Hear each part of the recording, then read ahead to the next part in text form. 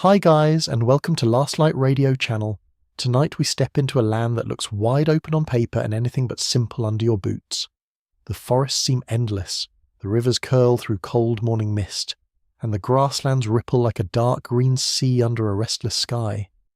You may picture freedom, fresh air, and a neat little cabin waiting beyond the trees. But the truth is messier, stranger, and much more human. Out here, a boundary drawn by kings means almost nothing to rain, hunger, distance, or fear. So, before you settle into the story, take a moment to like the video and subscribe. And while you're here, comment below with your location and local time. Now, dim the lights, and let yourself walk into North America in the year 1763 when the war drums have quieted. The ink on your official papers is drying, and ordinary people are about to discover that empire can redraw a map much faster than it can tame a continent. You begin with a rumour, because on the frontier news rarely arrives cleanly. It drifts in on horseback, sticks to damp coats, passes between traders over tin cups, and changes shape with every retelling. One man says the British Crown has forbidden settlement west of the Appalachian Mountains. Another swears the order is temporary. Someone else laughs and says no king in London can stop a hungry family with an ox, a wagon, and 3 children from crossing a ridge at dawn. This new rule is real enough. In 1763, after Britain defeated France in the 7 Years' War, the Crown issued the Royal Proclamation, drawing a line along the Appalachians and declaring that lands farther west were reserved for native nations. On paper, it was an attempt to steady a volatile region and reduce conflict. In practice, it was a polite way of telling land-hungry colonists to stand still while opportunity glittered just over the hills. You can imagine how well that went. You stand in an eastern settlement where houses sit close together. Pigs nose at muddy lanes, and everyone seems to know someone who wants more land. Good land. Rich land. Bottom land near a river. Black soil that smells sweet when turned with a spade. Coastal areas are growing crowded. Families are large. Property is scarce. Younger sons are especially restless, because inheritance tends to favour the eldest. If you are not the firstborn, the frontier can look less like danger and more like your only chance to become someone important enough to own a field, a roof, and maybe a cow that is actually yours. So people talk. They talk while splitting firewood, while mending harnesses, while stirring cornmeal over a smoking hearth. The air smells of wood ash, animal hide, damp wool, and the faint sourness of beer gone warm. They talk about the Ohio country as if it were a promise whispered by the earth itself. They talk about valleys where game is plentiful, forests thick with walnut and chestnut, and streams cold enough to numb your hand in seconds. They also talk about raids, bad roads, fever, and long winters. The tone changes depending on who is speaking. Frontier dreams are often sold by people who do not plan to sleep outside. If you decide to move, you do not glide into a ready-made homestead. You prepare for a wrenching uprooting. Belongings must be sorted. Tools matter more than comforts. An iron pot matters. An axe matters. Seed matters. Blankets matter.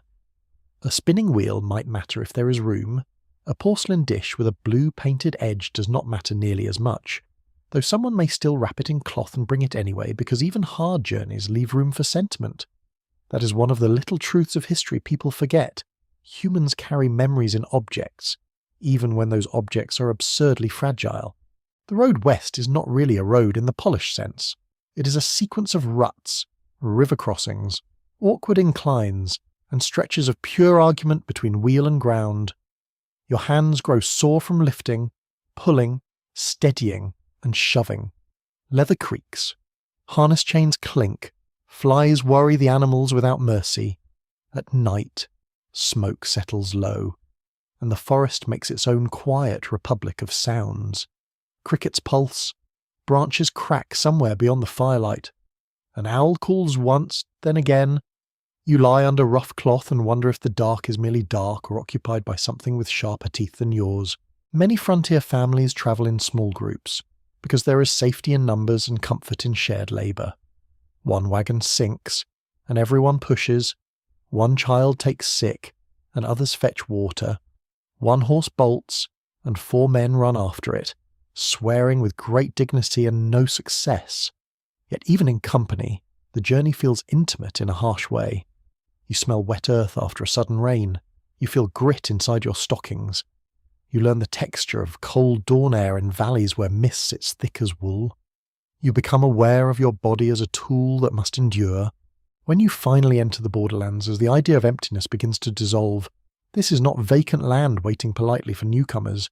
It is already peopled, travelled, hunted, cultivated, named, and remembered native nations across the region, including Shawnee, Delaware, Cherokee, Haudenosaunee communities, and many others, have their own political goals, alliances, rivalries, and deep connections to place. British officials know this, even when settlers prefer not to. The proclamation line exists partly because the Crown fears expensive warfare on the frontier, especially after Pontiac's War. A powerful indigenous resistance movement that made clear how dangerous Western expansion could become when native nations chose coordinated action. This is where the frontier becomes more complicated than the old paintings. You're not stepping into a simple contest between wilderness and civilization. You're entering a contested world where empire, trade, family ambition, and native sovereignty collide in daily, practical ways. Who can cut timber here? Who can hunt there? Who may cross a river with goods? Who owes whom for land, for trespass, for insult, for violence? These are not abstract questions. They shape whether you sleep peacefully or wake to alarm. Some settlers ignore official restrictions because the line is difficult to enforce and easy to resent. Speculators buy claims. Surveyors squint at hills and rivers and pretend certainty. Men with rolled maps talk confidently in taverns lit by candles that make everything look more reliable than it is. Land companies smell profit. Veterans expect reward. Colonial elites, who often speak the language of order, are not above wanting enormous Western tracts for themselves. Historians still debate whether the Crown truly intended a lasting barrier or merely a temporary measure to cool tensions. Either way, people on the ground treat it less as a wall than as an inconvenience. Life near the line feels unstable because authority is layered and inconsistent. There is the British Crown, distant and formal. There are colonial officials, closer and often self-interested. There are local militias which can be brave, disorganised, or both by lunchtime. There are native leaders negotiating from positions shaped by diplomacy, memory, and immediate necessity. There are traders who move between worlds and know more than they like to say. There are missionaries, speculators, squatters, and drifters. The frontier is crowded with competing versions of legitimacy. You might sleep in a crude cabin one week, and in a fortified station the next. A station is less romantic than it sounds. Think stout timber walls, cramped quarters, smoke trapped under low roofs, crying infants, muddy boots, and the smell of too many people breathing the same stale air.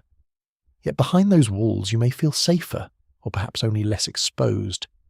Safety on the frontier is often measured in degrees rather than certainties. Food is never far from your thoughts. Corn becomes a daily companion in one form or another. Mush, ash cakes, coarse bread, hominy. There may be pork when fortune smiles, venison when hunting succeeds, beans when the crop holds, wild berries when the season allows. Salt is precious. Coffee, if you have it, tastes almost miraculous. One quirky frontier habit that startles modern people is how often people treated whiskey as a practical staple. It was traded, shared, used in celebrations, taken for pain, and consumed in quantities that suggest either astonishing tolerance or a collective decision not to discuss headaches. Clothing is bluntly functional. Linen shirts cling damply in summer, wool scratches in winter. Moccasins may be preferred over stiff shoes for moving through rough ground. And frontier dress often reflects borrowed techniques and materials adapted from native practice. Fashion survives, of course, because vanity is one of humanity's most durable resources, but out here status can be undercut quickly by rain, mud, and smoke. Nothing humbles a gentleman faster than a torn stocking and a leaky roof, and still, Amid all this strain, there are moments of beauty that would make you stop and stare even if your back ached and your dinner was mostly boiled corn. Dawn light turns river fog silver, maple leaves flame red in autumn. Winter mornings ring with such sharp cold that each breath feels made of glass. In spring, the woods smell green and wet and full of secret labour. The frontier can be brutally inconvenient and staggeringly lovely at the exact same time. Nature has no obligation to simplify your feelings. Not everyone comes west by choice. Some are pushed by debt, some by failed harvests, some by family quarrels that have spoiled a place beyond repair, some by simple impatience with crowded settlements and old hierarchies. On the frontier, reinvention seems possible, though not guaranteed. A man may claim to have been a clerk, a soldier, a gentleman, or the nephew of someone grand. There is often no easy way to check. This gives the borderlands a peculiar social looseness. You can become more than you were, but you can also become less. Women carry a tremendous share of this reality, even in this early phase, before later waves of Western migration become famous. Women are hauling children, preserving food, making clothing, tending fires, nursing the sick, and maintaining order in conditions that are usually allergic to order. The frontier story is often told with a rifle in hand, but much of it is really built with kettles, needles, soap, and stubborn patience. The domestic sphere is not separate from survival. It is survival. Children absorb the frontier through chores long before they understand politics. They gather kindling, scare birds from crops, mind smaller siblings, fetch water, and learn very early that distance can be tiring, and adults can be worried even when they smile. They also play, because children insist on being human despite circumstances. They make toys from scraps, chase one another through grass, and treat hardship with the careless genius of the young. A stick becomes a horse, a puddle becomes a kingdom. For an hour, hunger and empire both lose their grip. Sometimes religion offers comfort, sometimes it deepens unease. People read events as signs. A safe arrival may be providence. A storm at the wrong moment may feel like judgment. Ministers warn, console, and interpret. Yet folk beliefs survive comfortably beside formal faith. Charms, omens, weather sayings, herbal cures, and whispered superstitions move along the frontier as steadily as wagons do. When formal medicine is limited and danger is common, humans are remarkably willing to accept help from both prayer and onion syrup. The political consequences of all this are slowly ripening. Colonists already resent imperial interference in many forms, and the proclamation line becomes one more grievance. Not the only one, certainly, but a revealing one. It suggests that London may value frontier stability over colonial desire, native diplomacy over settler ambition, imperial control over local appetite. To a family desperate for land, that feels personal, very personal. It is difficult to admire the wisdom of restraint while staring at a crowded farm and 5 growing sons, yet the tragedy woven through this moment should not be softened. The desire for land is not merely a tale of courage and hard work, it is also the beginning, or continuation, of dispossession on a massive scale. Native communities are not passive scenery in someone else's dream. They are defending homes, adapting strategies, negotiating under pressure, and confronting a tide of settlement that official lines cannot contain for long. The frontier is not born innocent and later corrupted. It begins already burdened by conflict over who belongs where and who gets to decide. So you stand in 1763 with your boots in the mud and your eyes on the hills. Behind you are older settlements, familiar churches, crowded farms, and a world where names and boundaries at least pretend to stay put. Ahead lies a region alive with promise, fear, ambition, and misunderstanding. The air smells of pine sap and wood smoke. Somewhere an infant fusses, somewhere a horse stamps and snorts in the dark. Somewhere men argue over a map whose straight lines will not survive contact with rivers, valleys, and human desire. This is what life on the American frontier really begins with. Not a lone hero against the wilderness, not instant freedom, not clean legend. It begins with pressure, it begins with movement, It begins with people carrying too much, knowing too little, and hoping anyway. And in that uneasy hope, with all its bravery and blindness, you can already hear the long frontier story beginning to breathe. You wake before sunrise because the frontier does not care for sleeping late. The room is still dark, though room is a generous word for a space that holds a bedstead, a few pegs, a chest, and the slow breathing of several people under coarse blankets. The air is cold enough to bite your nose. You can smell ashes from last night's fire, damp wood from the walls, and the faint animal scent that clings to almost everything you own. The cabin creaks softly as if it, too, is waking reluctantly. The first task is fire, always fire. If the embers survive the night beneath ash, you coax them with dry splinters and patient breath until a red glow becomes a yellow lick, then a small dependable flame. If they died, the morning begins with annoyance and flint.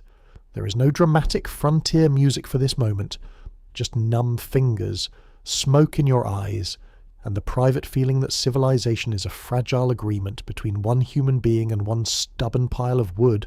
Cabin life is often imagined as cozy.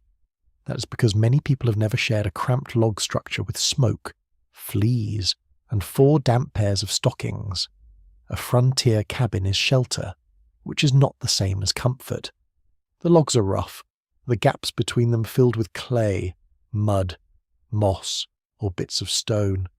This chinking helps keep out wind, though never completely. In wet weather the walls seem to breathe moisture. In dry weather, dust settles on everything. The floor may be puncheon, made from split logs flattened on one side, or simply hard-packed earth. Either way, bare feet learn caution. Building such a place takes time, cooperation, and a great deal of sweat. Trees must be cut, branches trimmed, trunks notched. Every swing of the axe rings through the woods with a clean, violent sound. Chips fly. Resin scents the air. Shoulders ache. Palms blister. A good cabin site matters. Too low, and water creeps in after rain. Too exposed, and winter wind finds every weakness. Near a spring is best, though not always possible. Near rich soil is better. Near neighbours may be wise. Near too many neighbours can lead to quarrels before the chimney is even finished. Many families do not begin with a proper cabin at all. Some spend their first weeks or months in lean-tos, tents, or brush shelters while the real work takes shape. Imagine cooking over an outdoor fire while rain drips down your neck and insects treat you like a public feast. Frontier glamour fades quickly under those conditions. Yet there is a certain grim pride in raising walls where none stood before. The first day's smoke curls from your chimney. The place starts to feel less like a camp and more like a claim. The chimney itself is a project worthy of both hope and anxiety. Some are made of stone if stone is available. Many are built from sticks plastered with clay. These will function, though sometimes with a suspicious enthusiasm for catching fire. A frontier home can vanish quickly if sparks find dry wood. People live with that knowledge every day. Buckets stand ready, children are warned, adults sleep lightly. The warmth of a hearth feels lovely until you remember it is also a controlled threat in the centre of the room. Once the cabin stands, life narrows into routine, and routine is survival wearing plain clothes. Water must be carried, food must be prepared, wood must be chopped and stacked, fences must be built, tools must be repaired. The cabin itself keeps asking for attention. Roof leaks, door hinges loosen, drafts slip under walls, dirt enters as if personally invited. You sweep, then wonder why you bothered. An hour later, the floor looks as though a small herd passed through. Outside, the clearing is your true statement of intent. Forest must become field. This is exhausting work, slow and relentless. Trees are felled, then burned or dragged aside. Stumps remain like rude obstacles, too stubborn to disappear. Smaller roots twist through the ground and catch the hoe. You work around them because waiting for perfect conditions would mean starving with very tidy principles. The smell of fresh earth rises when you break soil for planting. It is rich, cool, and hopeful, though hope on the frontier usually arrives with sore muscles. Corn is the star of the early frontier table because it is practical, adaptable, and forgiving by the standards of hungry people. You grind it into meal, boil it, bake it, fry it, thicken soups with it, and eat enough of it to develop an intimate spiritual relationship with monotony. Cornbread, johnny cakes, mush, hominy. It is not glamorous, but it keeps life moving. Beans and squash often join it. Pork, when available, is a treasure. Wild game helps, so do gathered nuts, berries, and greens. A meal may taste smoky, salty, coarse, and unexpectedly wonderful when you have spent the day working in wind and sun. Frontier cooking is less about recipes and more about making peace with circumstance. The hearth is not a modern kitchen. It is heat, smoke, blackened pots, and timing learned through practice rather than clocks. Bread can burn on one side and remain pale on the other. Stew can be splendid or tragic depending on what was hunted, planted, bartered, or found that week. The room fills with smells of boiling corn, singed grease, damp wool steaming dry, and sometimes the sweet reward of apples if an orchard has begun to take hold nearby. Preserving food becomes an obsession once harvest time approaches. Meat may be salted or smoked. Vegetables are dried. Fruit is stored or turned into preserves where sugar can be spared. Pumpkins may sit in corners like cheerful orange promises. Herbs hang from rafters, brushing the air with sharp green scents. You learn that one spoiled barrel or one careless leak can undo weeks of labour. Winter has a way of exposing every weak decision with cruel honesty. Animals are companions, workers, property and art, and constant trouble. A cow provides milk if she is healthy and not offended by weather, feed, or your general existence. Chickens lay eggs and scatter themselves into impossible places. Pigs turn scraps into meat but possess a genius for rooting where they should not. Horses or oxen are precious, costly, and not to be trusted blindly. A frontier yard is rarely quiet. There is clucking, lowing, stamping, squealing, barking, and the human voice rising above it all in equal parts command and complaint. One oddly delightful fact is that frontier pigs sometimes wore little bells, so owners could locate them in forests where they foraged freely. It sounds charming until you realise the bell is necessary because your dinner has wandered off into several acres of oak woods. Nothing says rustic dignity quite like chasing a bell-wearing hog through underbrush while your neighbours pretend not to laugh. Cleanliness exists on the frontier, but it has to fight for every victory. Laundry is a full campaign involving hauling water, heating it, scrubbing with homemade soap, rinsing, wringing, and hanging clothes in weather that may suddenly turn uncooperative. Soap itself must often be made at home from lion animal fat. It works, though it can be harsh enough to make your hands feel like old bark. Bathing happens when possible, not when fashionable opinion might prefer. People are not ignorant of dirt, they simply have larger enemies. Beds are basic. Mattresses may be stuffed with straw, corn husks, feathers if fortune is generous, or whatever can be managed. Blankets are prized. Privacy is scarce. Families sleep close. Partly for warmth and partly because walls do not multiply just because everyone would enjoy more personal space. The soundscape of night is full of sniffles, turning bodies, whispered words, settling logs, and the low sigh of wind pressing against the cabin. Outside, frogs call from water, insects drone, and something unseen moves through leaves with enough confidence to remind you who truly belongs here. Time is measured by labour, light, and season. Morning belongs to chores. Midday brings the hard push of fieldwork. Evening circles back to cooking, mending, animal care, and small acts of repair. There are no spare hours falling from the sky like gifts. Rest happens in pockets. A pause on a stump, a drink of water from a dipper, a moment leaning on a hoe while sweat cools on your neck. Even these pauses are not idle. Your eyes still notice the fence that needs straightening and the patch of roof that needs new shingles. Clothing wears out fast under these conditions.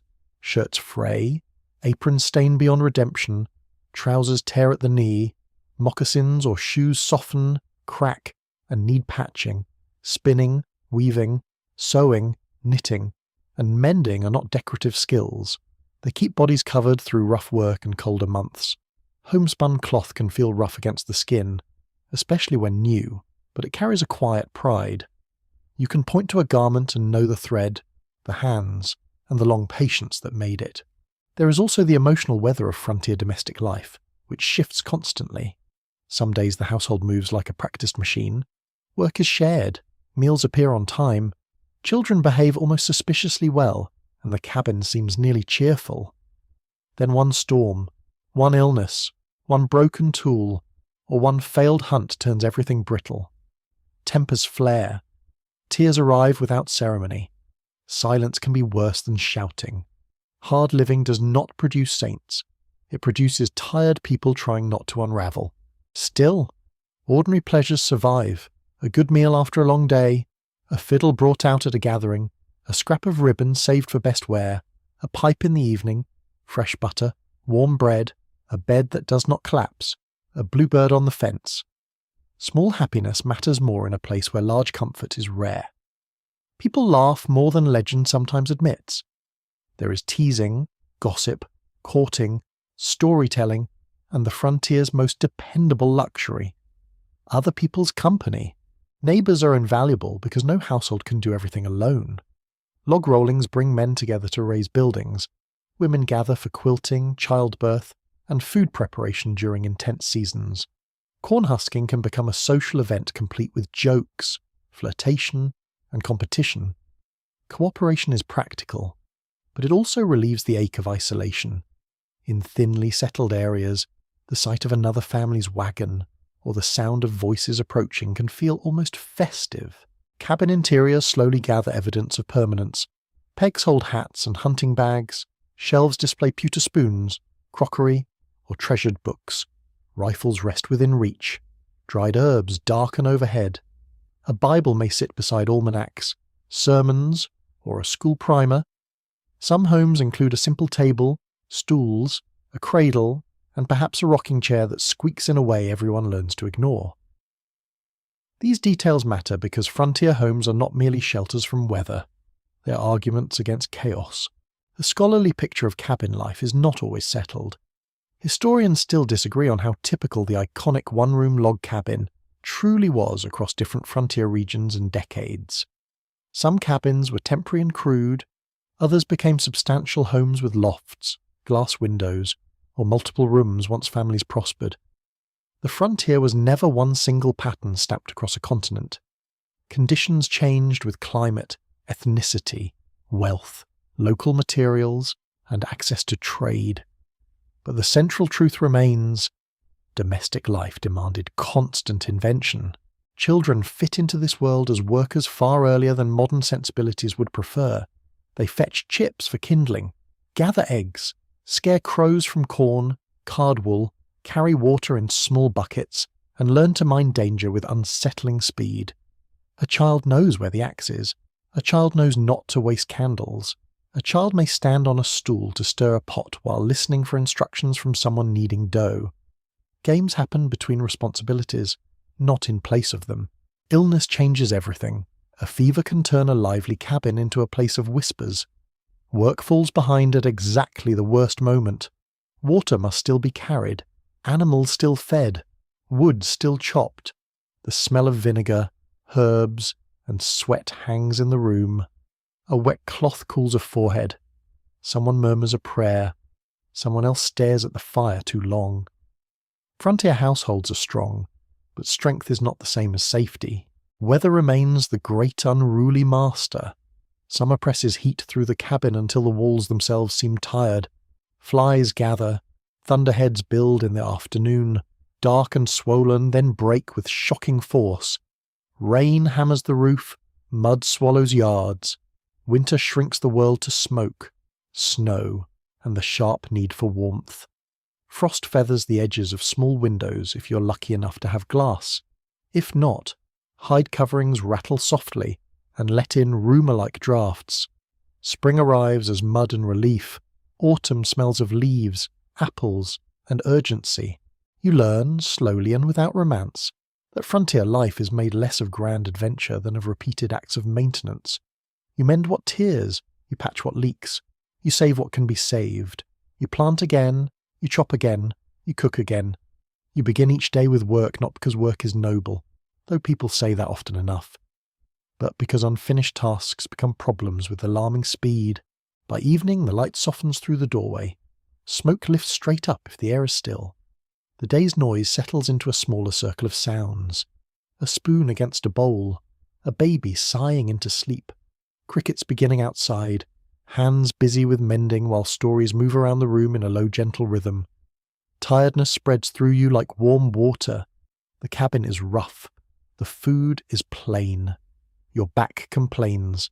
Your hands are nicked, stained, and cracked. Yet the roof holds.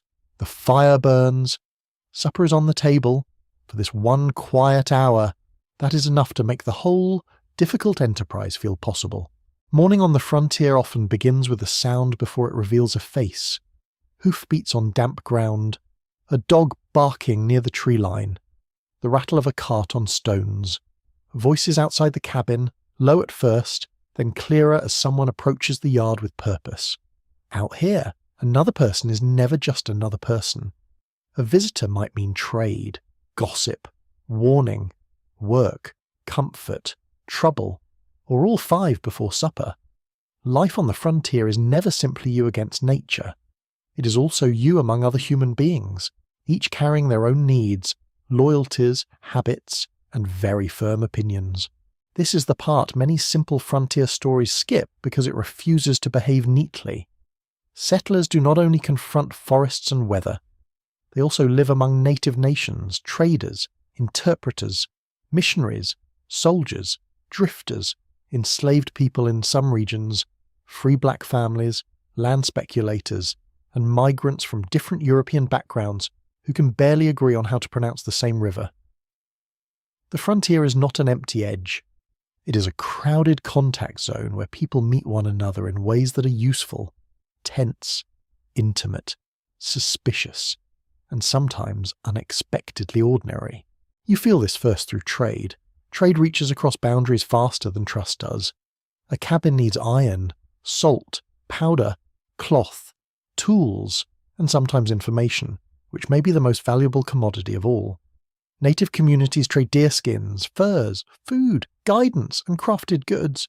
Colonial and later American merchants bring kettles, guns, beads, blankets, metal tools, liquor, and goods manufactured far away in places whose smoke and chimneys you may never see. The exchange is practical, but never neutral. One knife may be a household necessity to you and a sign of shifting power to someone else. At a trading post, the smells tell you almost everything before the people do. Leather, wet wool, tobacco smoke, animal fur, sweat, rum, wood shavings, the rich greasy scent of food cooking somewhere nearby. Packs are stacked in corners, barrels lean against walls, voices rise and fold over one another in different languages.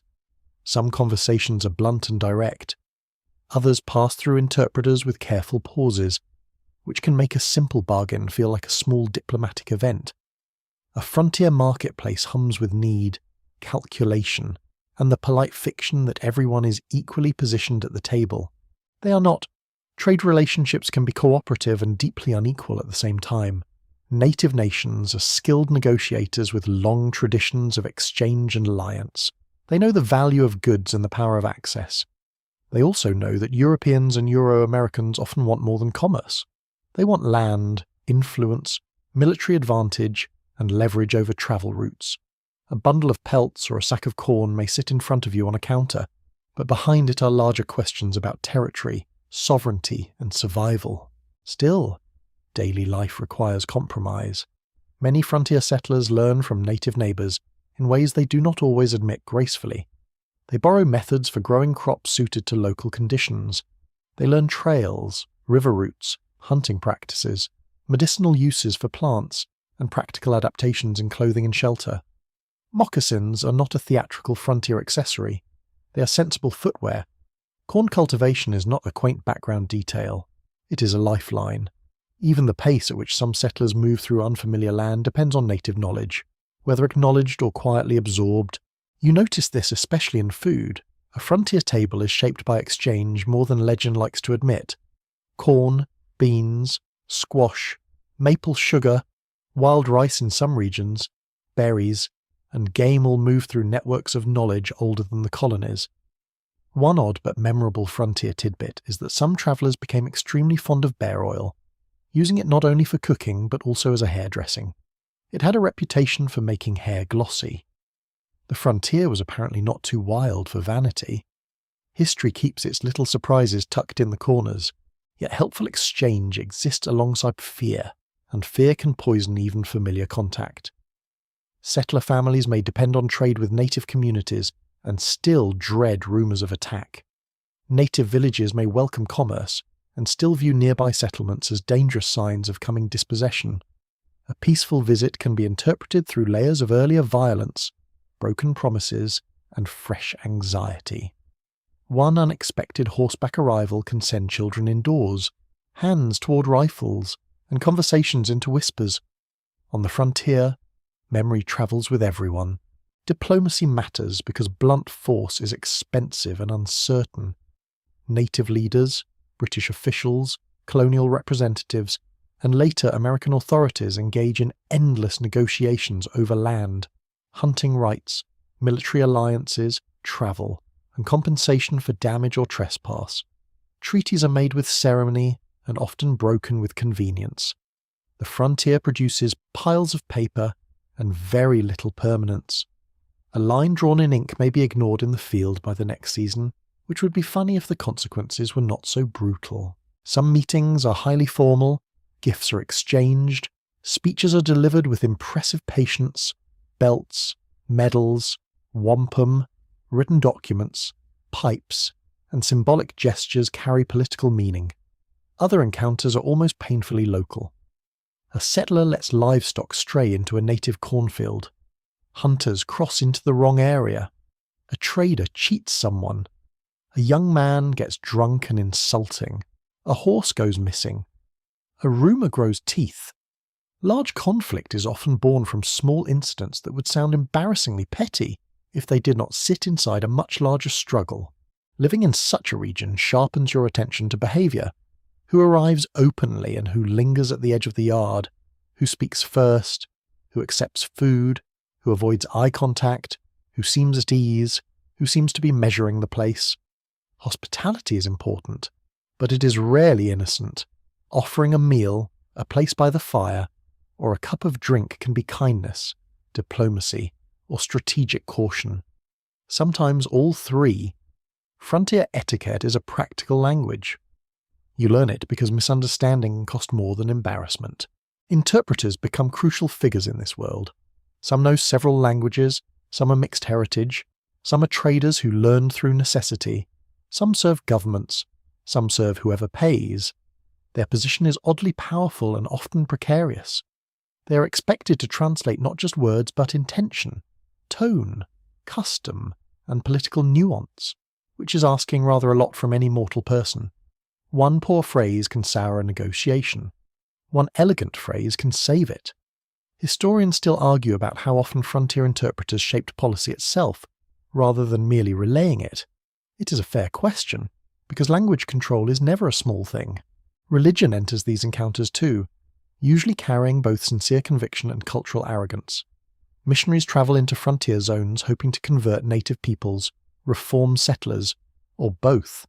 They write letters home describing hardship, spiritual hope, moral decline, weather, and the disappointing frontier habit of refusing to become tidy.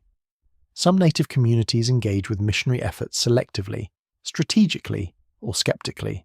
Some convert, some do not. Some combine new beliefs with older traditions in ways that bother purists on every side. The frontier has little patience for clean categories. Settlers also mistrust one another in ways that feel almost comforting compared with grand geopolitical tension.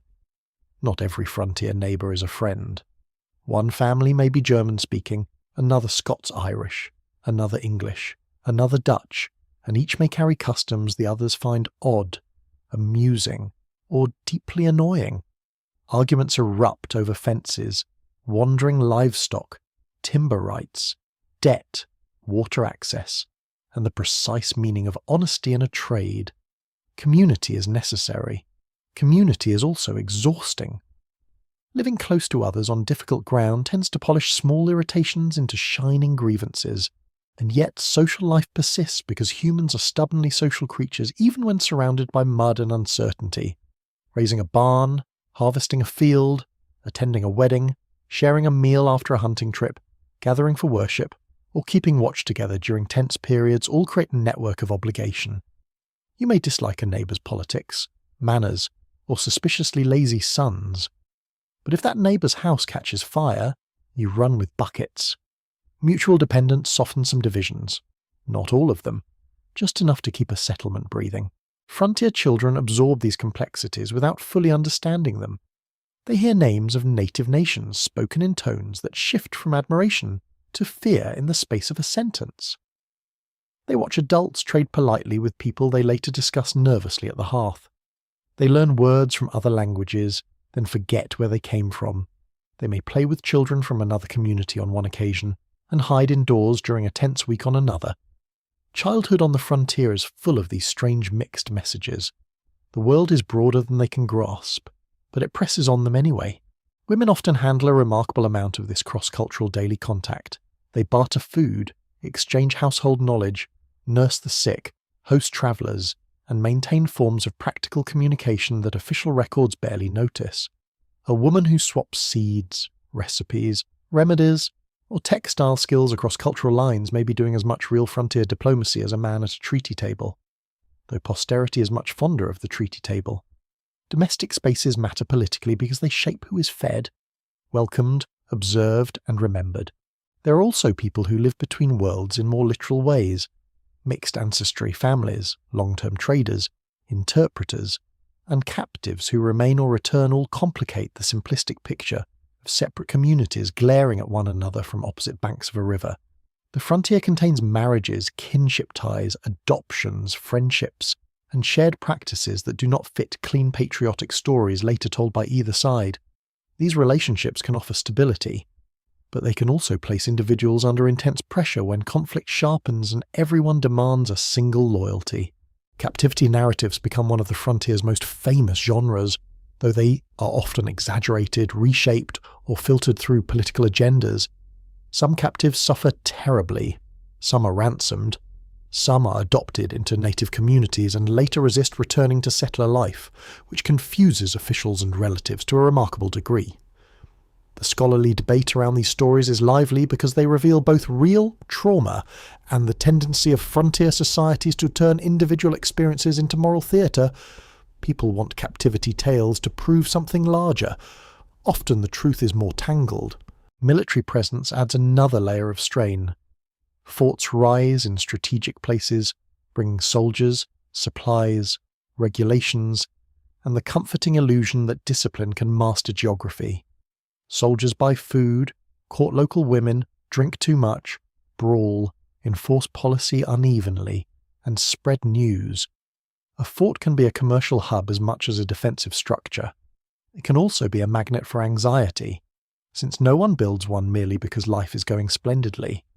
The smell of tar, gun oil, horse manure, and boiled rations hangs around such places with depressing confidence.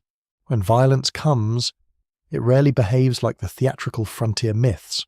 It is confusing, fast, frightening, and often directed at vulnerable people rather than heroic opponents facing each other nobly at sunrise. Raids, reprisals, livestock theft, arson, ambush, and retaliatory killings can turn a district fearful for months. Settlers may sleep in clothes, keep weapons near the bed, and send children to fetch water in pairs. Native communities live under their own constant calculations about military pressure, settler encroachment, and fractured alliance systems. No one living honestly in such a landscape can afford much innocence. At the same time, long stretches of ordinary coexistence are common and important. People trade, visit, ask directions, borrow expertise, and maintain a practical peace because most human beings prefer getting through the week alive. This does not erase the structural conflict over land. Nothing erases that, but it does remind you that frontier life contains many grey zones. A man may fear native raiders and owe his winter survival to native corn. A native family may despise settler expansion and still rely on trade goods acquired from a nearby settlement. Contradictions are not rare here. They are the atmosphere. Gossip thrives in such conditions because information is patchy and imagination is energetic. News of a distant clash travels through taverns and along trails, gaining dramatic detail as it goes. A trader exaggerates. A frightened family misremembers. A militia captain promotes his own importance. By the time the story reaches you, 10 men have become 50, and one disagreement at a crossing has become a war. Frontier rumor has extraordinary stamina. It can empty a road, spark a patrol, ruin a negotiation, or make one cautious household appear cowardly to another. There is a peculiar emotional exhaustion in all this. You cannot relax fully, yet you cannot remain in active panic forever. So people settle into habits of alertness. You note tracks on a path. You listen for unfamiliar voices. You observe how dogs react at night. You read the mood of a visitor in the way they dismount or stand at the door. Even hospitality contains a quiet readiness. A bench near the fire, a rifle nearby, but not too obvious. Bread offered with courtesy. Questions asked casually, but not by accident. The frontier also produces unlikely respect. A settler may admire the skill of a native hunter. A native leader may judge a colonial official weak, but recognize another as serious and worth dealing with. Traders often prize reliability over ideology because profit dislikes drama. A neighbor from a different background can become trusted after shared labor in bad weather. Respect does not solve the frontier's deepest conflicts, but it can shape daily survival. Competence is one of the few currencies everyone understands. So your life on the American frontier is lived among neighbors, strangers, and nations all at once. You wake in a cabin, but you do not inhabit a small world. You inhabit a human crossroads. Every path through the woods may lead to a market, a mission, a fort, a village, a treaty ground, or an argument that has been waiting for years. The air carries the smell of horses, smoke, river mud, and cooked corn. A voice calls out from the yard. Boots thud on the threshold. The dog barks once, then falls quiet. Someone has arrived, and with them comes the frontier's most enduring truth. Other people are always part of the story. By the time the sky begins to pale, you are already awake, though not because dawn is especially charming. Something needs doing. Something always needs doing. On the frontier, a woman's day is not neatly divided into household tasks and important tasks, because the household tasks are the important tasks. If breakfast is not made, bodies weaken. If clothes are not mended, skin meets cold. If soap is not boiled, linen sour. If the fire fails, the whole delicate machinery of living begins to shiver apart. The room is grey and still. You can hear someone turning in bed, a child breathing through a blocked nose, the faint tick of embers in the hearth. The floor feels cold through your stockings. Ash dust clings to the hem of your skirt. Outside, a rooster declares himself with ridiculous confidence, as if he personally hauled the sun into place. Men in frontier tales often stride heroically into forests. Women, meanwhile, begin by finding the kettle, checking the bread, and determining how to stretch yesterday's provisions into today's nourishment. Heroism wears an apron here. The first labour is immediate and physical. You stir the fire, set water to heat, grind meal, cut whatever remains of salt pork, and measure out the morning in handfuls and guesses. The smell of smoke clings to your hair and skin until it feels less like a scent than a second atmosphere. Heat from the hearth warms your face while your back stays cool. Your hands move quickly because the household is about to wake hungry, noisy, and inconveniently attached to regular meals. Food work never really ends. There is baking, boiling, skimming, salting, drying, storing, stirring, and cleaning afterward, then preparing to begin it all again. Bread must be watched, milk must be handled before it turns, butter must be churned with a patience that borders on spiritual discipline, cheese may be made if conditions allow, meat must be preserved before weather spoils it, fruit must be dried or cooked down when in season. A frontier woman learns to think several days ahead while standing in one smoky room. It is strategy disguised as cookery. Then comes water, and water is heavy in every century, unless a spring sits conveniently near the house. It must be fetched, carried, and guarded against waste. Buckets knock against your legs. Wooden handles bite into your palms. In winter the path is slick. In summer the air hums with insects. Water is needed for drinking, cooking, washing, laundry, soap making, brewing, cleaning wounds, and tending animals. A full bucket can feel like a small triumph. An empty one is merely a reminder that your back still has more to give. Laundry deserves its own chapter of human endurance. Clothes do not clean themselves because the frontier has not invented mercy. You haul water, heat it, soak garments, scrub them with harsh homemade soap, rinse them, wring them, and hang them where wind and weather may either help or mock you. Steam rises around you. Fabric slaps against washboards or rocks. Your knuckles redden. Soap stings tiny cuts you did not know you had. Clean linen feels wonderful afterward, but it arrives through a process that could make a saint mutter. Soap making itself is not for the delicate. Lye is strong, fat is messy, and the smell is memorable in a way you would not choose voluntarily. Still, a household needs soap for laundry, dishes, hands, and the 1,000 sticky consequences of daily life. One quirky detail from frontier domestic records is how often women collected and saved ashes with careful seriousness, because wood ash helped produce lye. The humble fireplace, it turns out, was also a chemical supplier. Glamorous it was not. Necessary it absolutely was. Children orbit this work constantly. A baby may need nursing while dough waits to be kneaded. A toddler wanders toward danger with the unwavering confidence of the very young. Older children require direction, correction, comfort, and useful employment.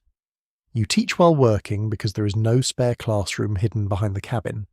A girl may learn spinning, sewing, and dairying by watching and doing. A boy may be given errands and field chores, though strict divisions blur whenever necessity demands. The frontier is practical before it is ideological. Whoever has hands may be given a task. Spinning is one of those endless frontier arts that sounds peaceful until you remember it must be done after everything else. Flax or wool must be prepared, carded, spun, wound, and eventually woven or knitted into something wearable. The hum of the wheel can be almost soothing, a low, steady sound in the room during evening hours, but the labour behind each yard of cloth is immense. When people speak lightly of homespun, they rarely imagine the hours tucked invisibly inside each thread. Sewing and mending fill every crack in the day. Shirts tear, stockings thin, aprons split at seams, blankets fray. Buttons vanish with a mysterious enthusiasm that has never been satisfactorily explained by historians or mothers. Needles move by candlelight, eyes strain, cloth is turned, patched, reinforced, and reused until it approaches philosophical questions about what still counts as the original garment. A worn shirt may become children's clothing, then rags, then patching, then finally cleaning cloth. Nothing retires gracefully on the frontier.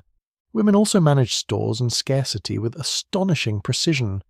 How much meal is left, whether the smoked meat will last, which herbs remain for sickness, how many candles can be spared, whether the last bit of sugar should go to preserving fruit or comforting someone ill. Domestic management is not soft work. It is logistical command under pressure. A successful household depends on memory, observation, and quiet decision-making that often leaves no written trace. Historians still debate how to measure this labour properly because account books and official records notice male transactions more readily than female endurance. Pregnancy and childbirth thread through frontier life with a frightening normality. Women conceive often, carry children while working, and give birth in homes where comfort is limited and danger is familiar. There may be help from female neighbours, a midwife if one can be found, or simply experienced women from nearby households. The room is heated, linens gathered, water boiled, instructions spoken with firm calm. Childbirth is intensely communal when it can be, because everyone understands the risk. The relief after a safe delivery must have felt almost unreal, and when birth goes badly, daily life does not pause for grief as generously as it should. The bread still needs baking, children still need feeding, animals still need care. This may be one of the harshest truths of frontier womanhood. Sorrow must often work while it mourns. The same hands that cradle a fevered child may later knead dough. The same woman who buries an infant may be expected to host neighbours, mend shirts, and prepare supper within days. Hardness is not always stoicism. Sometimes it is simply lack of alternatives. Frontier women are not all the same. Of course, wealth, ethnicity, region, religion, and legal status shape the burden very differently. An enslaved woman on a frontier farm or plantation faces a life of forced labour and coercion, far harsher than that of a settler wife who still suffers enormously. Native women in frontier regions often maintain agricultural, domestic, and diplomatic roles central to their communities, while also confronting settlement, trade disruption, and violence. French, Spanish, British, African, and indigenous traditions all shape family work in different ways. The frontier is not one household multiplied endlessly. It is many systems colliding inside daily life. Still, certain physical sensations recur across those differences. The aching shoulders after carrying, the roughness of homespun against wrists, the sting of cold water in winter, the smell of yeast, smoke, milk, lard, wool, and wet earth. The warmth of a sleeping child against your side. The burn of standing too near the hearth. The constant awareness of weather because weather reaches directly into your work. Rain delays drying. Heat sours milk. Frost kills gardens. Wind steals laundry and patience in equal measure. There is social labour too, and it matters more than frontier myths usually allow. Women maintain visiting networks, exchange seeds and remedies, assist in sickness, help at births, sit with the dying, and organise the practical mercy that keeps isolated settlements human. A woman arriving at your door with broth, cloth, yeast starter, or news may be as important as any official. These visits are not idle gossip, though gossip certainly attends them like a loyal dog. They are networks of survival stitched from obligation and mutual recognition. At gatherings, women's work becomes visible in abundance. Food appears for weddings, funerals, harvest suppers, church meetings, and communal labour days because women prepared it. Quilts appear because women pieced them. Children arrive washed and clothed because women managed the miracle. Yet public praise tends to drift toward male speech-making or visible feats of strength. Frontier society, like many others, is happy to rest on women's labour while calling it natural, which is a clever way of avoiding gratitude. That said, women are not merely passive victims of drudgery. Many wield real authority within their households and communities. A competent woman can shape spending, production, marriage prospects, hospitality, religious life, and kin relations with formidable influence. Some run farms or businesses when husbands are absent, ill, incompetent, or dead. Widowhood, though often economically precarious, may bring a degree of legal or practical independence unavailable in marriage. Tavern keepers, traders' wives, farm managers, boarding house operators, and women who sell dairy goods or textiles all leave their mark on frontier economies. A curious little detail appears in some household accounts and letters. Women sometimes use spider webs as makeshift bandages to help stop bleeding from minor cuts. It sounds like something invented by a child determined to improve medicine through imagination. Yet practical folk remedies often drew on whatever lay close at hand. On the frontier, resourcefulness and strangeness are close cousins. Emotional life is not absent just because work is constant. There is frustration, boredom, tenderness, jealousy, fatigue, pride, humour, and desire tucked into these homespun days. A woman may resent a careless husband, laugh at a foolish neighbour, take pleasure in a new bonnet ribbon, treasure a letter, or enjoy a brief quiet moment at dusk with almost guilty intensity. The frontier does not erase personality. It merely gives it less leisure to display itself elegantly. Courtship and marriage, too, are shaped by labour. A capable spouse is an economic necessity as much as a romantic hope. Men seek women known for industry, skill, and steadiness. Women judge men by land prospects, sobriety, reputation, and whether they seem likely to survive long enough to remain useful. This sounds unromantic only if you have never needed another person to help bring in wood before a storm. Affection may grow from partnership, and partnership matters deeply when every season can test a household to breaking. Religion often offers women both burden and comfort. Churches and informal devotional life ask them to model piety, patience, and moral influence. At the same time, prayer meetings, hymn singing, and scripture reading can provide real emotional structure in places where professional support is scarce.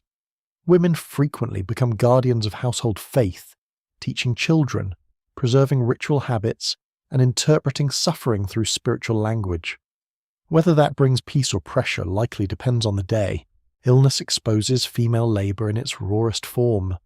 Women are expected to nurse the sick, prepare remedies, cool fevers, clean bedding, soothe frightened children, and stay upright through nights that barely end. Herbal knowledge matters. So does sheer endurance to pennyroyal, willow bark, onion poultices, vinegar compresses, and countless local remedies circulate through women's hands. Some help, some do little, some may have harmed more than they healed. Scholarly uncertainty remains around how effective many frontier treatments truly were, because folk medicine mixed sound observation with hopeful improvisation in equal measure. Old age looks different for women who have spent decades bent over work. Fingers stiffen, eyes dim, backs curve, teeth fail.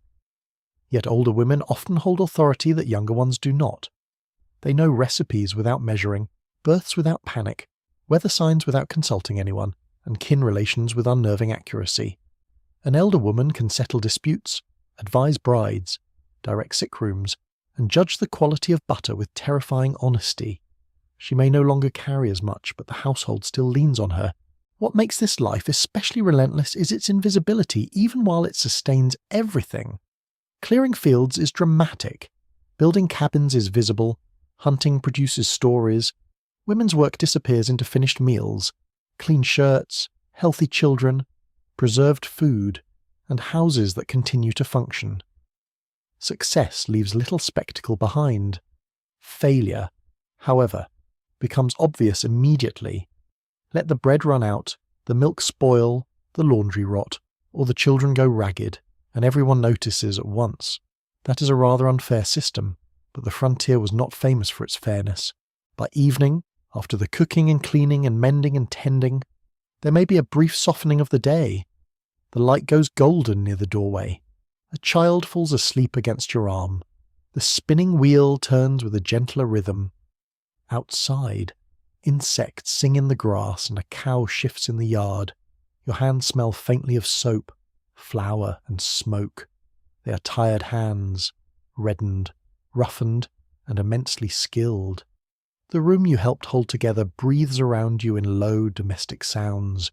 This is what frontier womanhood really looks like.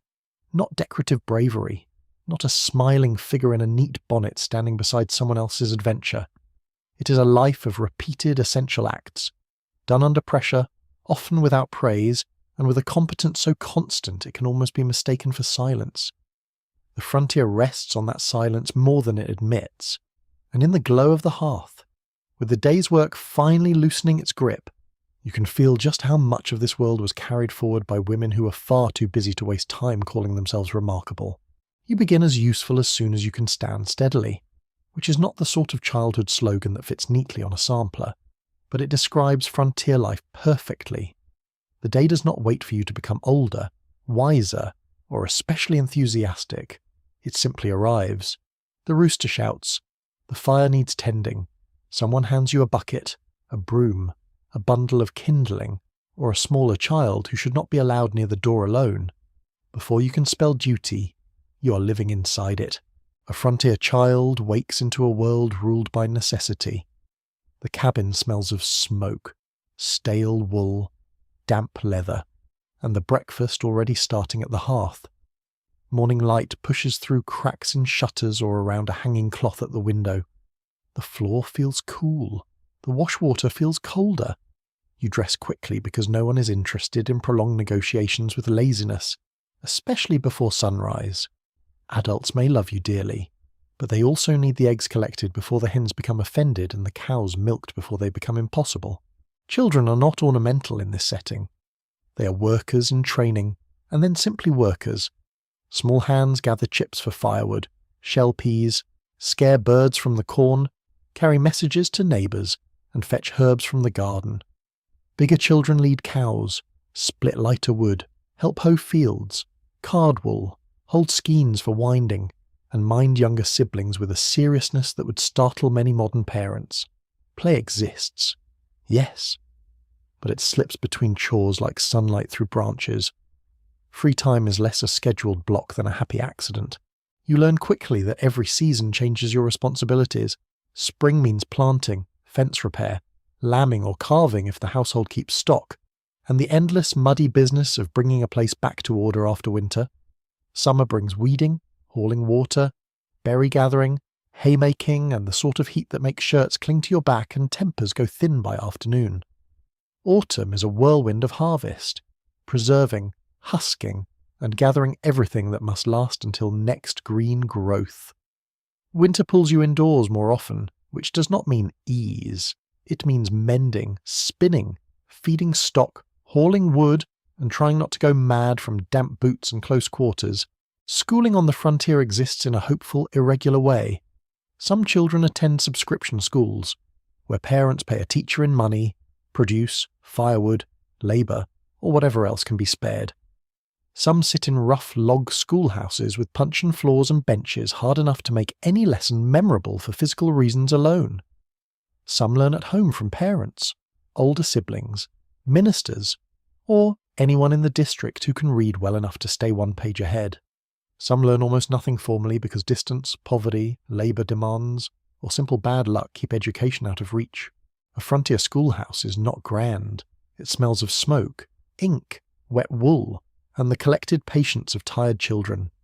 Light comes through small windows, sometimes coated with grease or covered in oiled paper if real glass is scarce.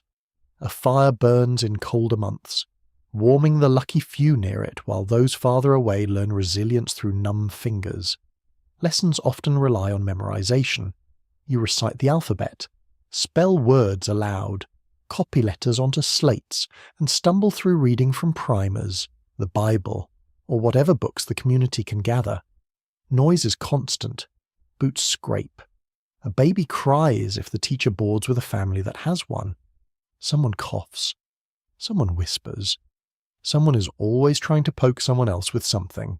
Writing is a prize skill because it opens the world a little wider. A child who can read notices things others must simply trust. Signs, notices, letters, deeds, almanacs, scriptures, account books. Reading is not just refinement, it is access. Writing is even more powerful because it allows absence to speak. A son can write to a relative in another settlement. A daughter can copy a recipe or hymn. A farmer can keep accounts. A widow can petition. Yet the path to literacy is uneven. Quill pens split. Ink freezes. Paper is precious. Time is scarce. Education must elbow its way into a crowded life. Arithmetic matters too, though children may encounter it first through chores rather than lessons. Counting eggs, measuring meal, dividing cloth, reckoning change, estimating seed, tallying livestock. Frontier math is bluntly practical. If you cannot add, someone may cheat you. If you cannot measure, you may waste fabric that took months of labour to produce. Nothing sharpens a child's attention to numbers quite like being told not to spill or squander something that cannot easily be replaced. Some teachers are dedicated and surprisingly learned. Others are merely the only literate adults available, who can be persuaded to spend the winter controlling 30 restless children for poor pay. Schoolmasters and schoolmistresses vary wildly. One may insist on strict recitation and orderly posture. Another may rely on the persuasive power of a switch. Corporal punishment is common, which is a tidy historical phrase for the much less tidy reality that adults of the period believed pain could improve character. Perhaps it occasionally improved silence, which is not quite the same thing.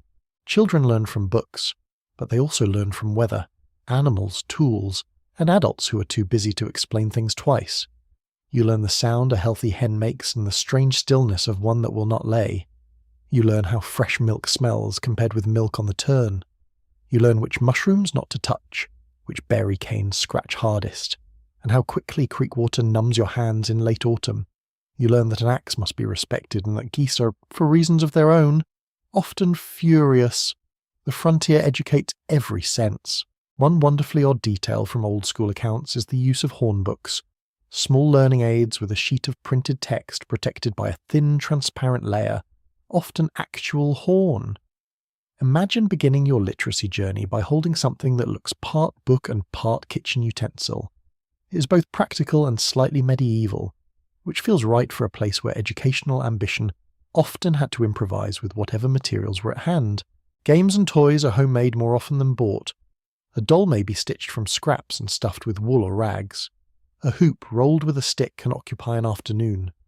Marbles might be treasured, whittled animals, toy wagons, string games, and rough ball play fill moments between duties. Children race, climb, tease, dare, and invent. They make kingdoms from fence lines and fortresses from wood piles. Their laughter can sound almost shockingly light against a life otherwise ruled by labour. Adults hear it and are relieved, though they may hide that beneath a stern order not to break anything. Not all frontier childhood is innocent bustle. Dangers woven through ordinary days, wells, rivers, open fires, loose horses, heavy tools, illness, wild animals, and severe weather wait close to hand. A child may be burned, kicked, lost in the woods, bitten by a snake, or taken by fever with terrifying speed. Disease is perhaps the most relentless threat because it requires no dramatic setting. A cough deepens, a rash appears, a child grows quiet. The room fills with vinegar, herbs, prayers, and anxious adults trying not to let their fear spill everywhere. Many frontier families bury children. That plain truth sits quietly behind every census and diary, darkening the whole era. Grief enters childhood early because death is not hidden away. Children see bodies laid out in cabins, hear morning prayers, watch adults dig graves, and learn the rituals of loss before they can fully understand the permanence involved. They may also watch mothers miscarry, siblings weaken, or grandparents fade in the same rooms where supper is later served. This does not make them emotionless. It often makes them both tender and practical in ways that seem older than their years. Boys and girls share many experiences when young, though expectations gradually diverge. Boys are often pushed toward field work, stock handling, hunting skills, and later the rougher labour associated with land clearing or trade. Girls are steered toward domestic production, dairying, childcare, sewing, spinning, and preserving food. But the frontier blurs lines whenever necessity demands. A girl may help in the fields during harvest. A boy may rock a cradle or churn butter if no one else can. Survival is not always patient with social theory. Children also absorb the moral atmosphere of the adults around them. They hear scripture, warnings, gossip, boasts, complaints, and whispered political anxieties. They learn which family is respected, which neighbour drinks too much, which path through the woods is unsafe, which names should be spoken with care. They hear stories of raids, storms, wolves, miraculous recoveries, and terrible foolishness. Much of a frontier child's education happens at the hearth after dark, listening while mending is done and shadows move on the wall. Religion shapes many young lives through catechisms, hymns, Sabbath discipline, and the constant suggestion that your soul requires supervision. A Sunday may bring a sermon in a meeting house, a private Bible reading at home, or long moral instruction from adults who are sincerely trying to save you and rather less concerned with your boredom. Children memorize prayers, verses, and doctrines, though they also squirm, daydream, and look out windows like children in every century. Piety and restlessness are old companions. Frontier speech itself becomes part of childhood. You pick up phrases from family origins, nearby settlements, native words that have entered local use, and trade terms that cling to daily life. Language is mixed, practical, and sometimes delightfully odd. Nicknames flourish. So do warnings. A child who hears enough adults mutter about weather, livestock, and providence begins to believe all three are engaged in a private conspiracy. Orphanhood or semi-orphanhood is another harsh feature of the period. A mother may die in childbirth. A father may die from injury, illness, war, or exposure. Children are then folded into kin networks, apprenticed, taken in by neighbours, or sent to other households where affection may or may not accompany duty. Family on the frontier is vital, but it is not always stable. Households stretch, break, reform, and absorb new members with startling frequency. A child learns that belonging can depend on labour, luck, and the kindness of adults who are themselves overburdened. Apprenticeship offers one route into adulthood for some older children, especially boys in more settled areas or towns at the edge of frontier zones. Learning a trade such as blacksmithing, carpentry, coopering, or weaving can provide a future less tied to the uncertainties of crops. Yet apprenticeship also means discipline, hierarchy, and long years under another household's authority.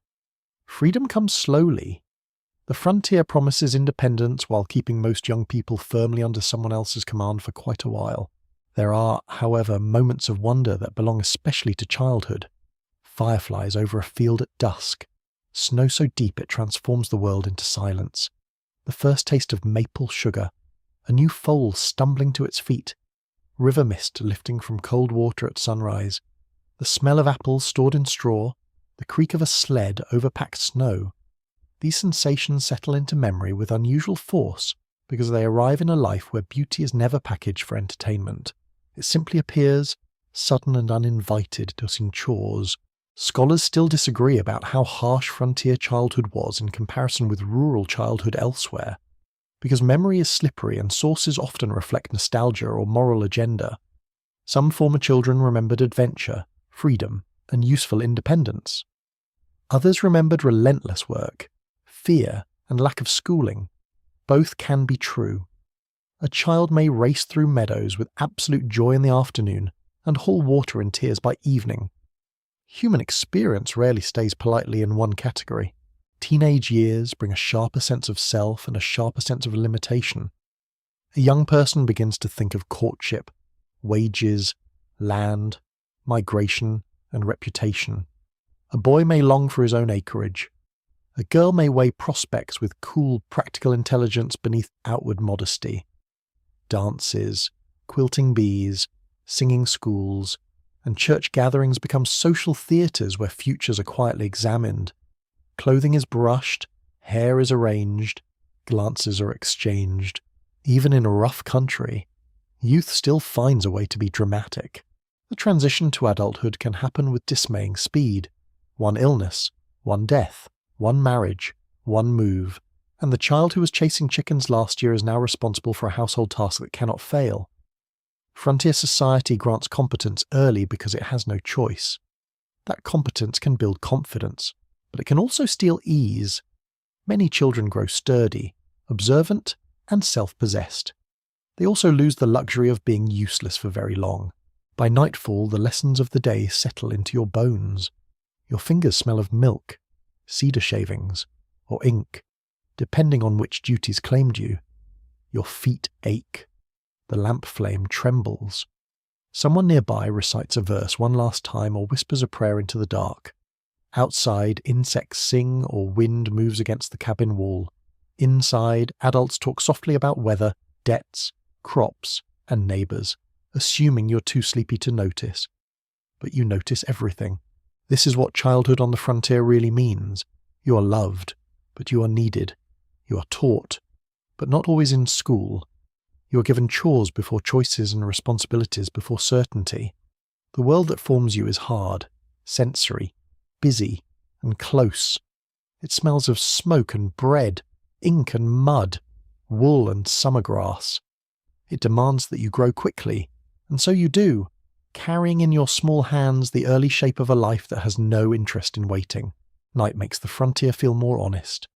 Daylight lets people bustle, argue, chop, plant, mend, and pretend they are in command of things. Darkness gently removes that illusion. The fire burns lower. The corners of the cabin thicken with shadow. Wind brushes the roof with a dry whisper, or rain taps at the walls like careful fingers. Someone coughs under a blanket. A floorboard answers with a small creak. In these hours, when work loosens its grip for a moment. Your mind has room for the questions that daylight keeps at bay.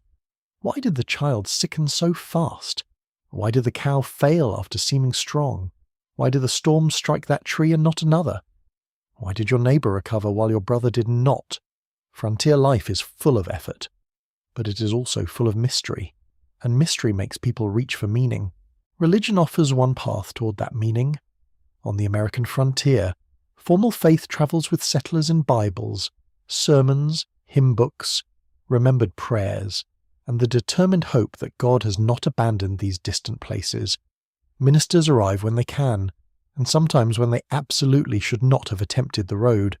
They preach in cabins, barns, open clearings, rough churches, forts, and schoolhouses. Their voices carry over benches, mud floors, and crowds smelling of wool, smoke, horse, and damp earth. A sermon on the frontier is not merely moral instruction, it is also community theatre, public reassurance, warning, and explanation, all bundled into one long hour or two. You sit on a hard bench while a preacher speaks of salvation, sin, providence, and judgment. The air is close, a baby fusses, someone coughs into a handkerchief, a door opens and lets in cold air along with the smell of wet leaves. The preacher may be learned and polished, or he may be a rough local exhorter whose theology arrives with more enthusiasm than structure. Frontier religion welcomes both types because scarcity encourages flexibility. If you can stir the heart and quote enough scripture to sound convincing, people may well listen. Revival meetings become especially powerful in many frontier regions. Camp meetings gather large crowds outdoors for days of preaching, singing, praying, weeping, eating, and spiritual excitement that can feel almost electric. Wagons arrive in lines. Horses stamp in the dark. Lanterns swing. Voices rise in song beneath the trees. The ground smells of trampled grass, churned mud, sweat, smoke, and cooking meat. Children drift asleep on blankets while adults stay up listening to sermons that promise grace and threaten damnation in alternating waves. The frontier can be lonely, and revivals answer that loneliness with noise, emotion, and belonging. Some people experience true comfort there. Others experience fear. A great many feel both. Religion on the frontier is rarely mild because mildness does not always travel well through danger. You want a God who notices. You want a God who explains. You want a God who can make sense of fever, crop failure, childbirth, lightning, and sudden death. The more uncertain daily life feels, the more attractive certainty becomes when spoken from a crude wooden platform under torchlight. Yet formal religion is only one part of the frontier's spiritual atmosphere. Folk belief remains stubbornly alive. People carry little habits of protection, warning, and omen that do not always fit neatly inside official doctrine. A strange bird call near the house may be taken as a sign. Dreams may feel loaded with meaning. A mirror covered after death, an object placed in a cradle, a charm kept in a pocket, a phrase spoken against bad luck. All can live comfortably beside church going. Human beings are rarely consistent when frightened. They pray on Sunday and hang garlic on Monday. You see this most clearly in sickness, because illness invites both piety and improvisation. A child develops a fever. A man's cough deepens until his chest rattles. A woman's labour goes on too long. A snakebite swells fast. In such moments, the frontier household becomes a place of whispered remedies and quiet appeals to heaven. Water is boiled, cloths are wrung out, herbs are crushed, a Bible may be opened beside a mortar and pestle. Someone prays, someone stirs a poultice. Someone goes for the nearest woman said to know about these things. Nobody cares much whether a remedy came from a sermon, a grandmother, or a passing native healer if there is even a chance it might help. Folk medicine on the frontier is practical, hopeful, and wildly uneven. Some treatments have real value. Willow bark contains compounds related to modern pain relief. Certain herbs can ease digestion, calm coughs, or clean wounds. Good nursing, warmth, rest, hydration, and careful feeding save lives even when no one uses those modern terms. Other remedies are more questionable. Onion syrup, Goose grease, mustard plasters, vinegar washes, burnt bread, camphor, molasses mixtures, and every imaginable tea pass through frontier households with solemn determination. One family swears by boneset, another insists on sassafras, a third places suspicious confidence in whiskey, which at least reliably improves the mood of the person giving it. An especially curious frontier habit involved carrying dried potatoes or chestnuts in pockets to ward off rheumatism. It has the gentle absurdity of a superstition dressed as produce. Yet such practices persist because pain is chronic. Doctors are few, and a harmless charm feels better than helplessness. The frontier is not a place that allows people the luxury of doing nothing. Doctors do exist, of course, but they may be distant, expensive, poorly trained, or all three. Medical knowledge in the 18th and 19th centuries is uneven even in cities. On the frontier, it becomes patchier still. A doctor may arrive after hours of riding, boots muddy, hands cold, smelling of horse, tobacco, and rain. He might bleed a patient, prescribe purges, apply blistering treatments, or recommend rest and broth with equal conviction. Sometimes he helps, sometimes he merely adds ceremony to suffering. Historians still disagree on how much frontier medicine improved outcomes in ordinary cases, because the line between useful treatment and harmful interference was often painfully thin. Women usually form the true medical backbone of frontier communities. Mothers, midwives, grandmothers, neighbours. An experienced herbalist know who has been ill with what, which teas ease colic, how to cool a room, how to set up a sick bed, how to recognise danger in childbirth, and when to send desperately for a physician or minister. This knowledge is partly inherited, partly observed, partly borrowed across cultures. Native medicinal knowledge influences frontier healing more than many written records openly admit. Settlers learn uses for roots, barks, leaves, and poultices from indigenous neighbours, and then often fold that knowledge into their own traditions without much credit. Practical need has a way of flattening pride. The emotional tone of illness is distinctive.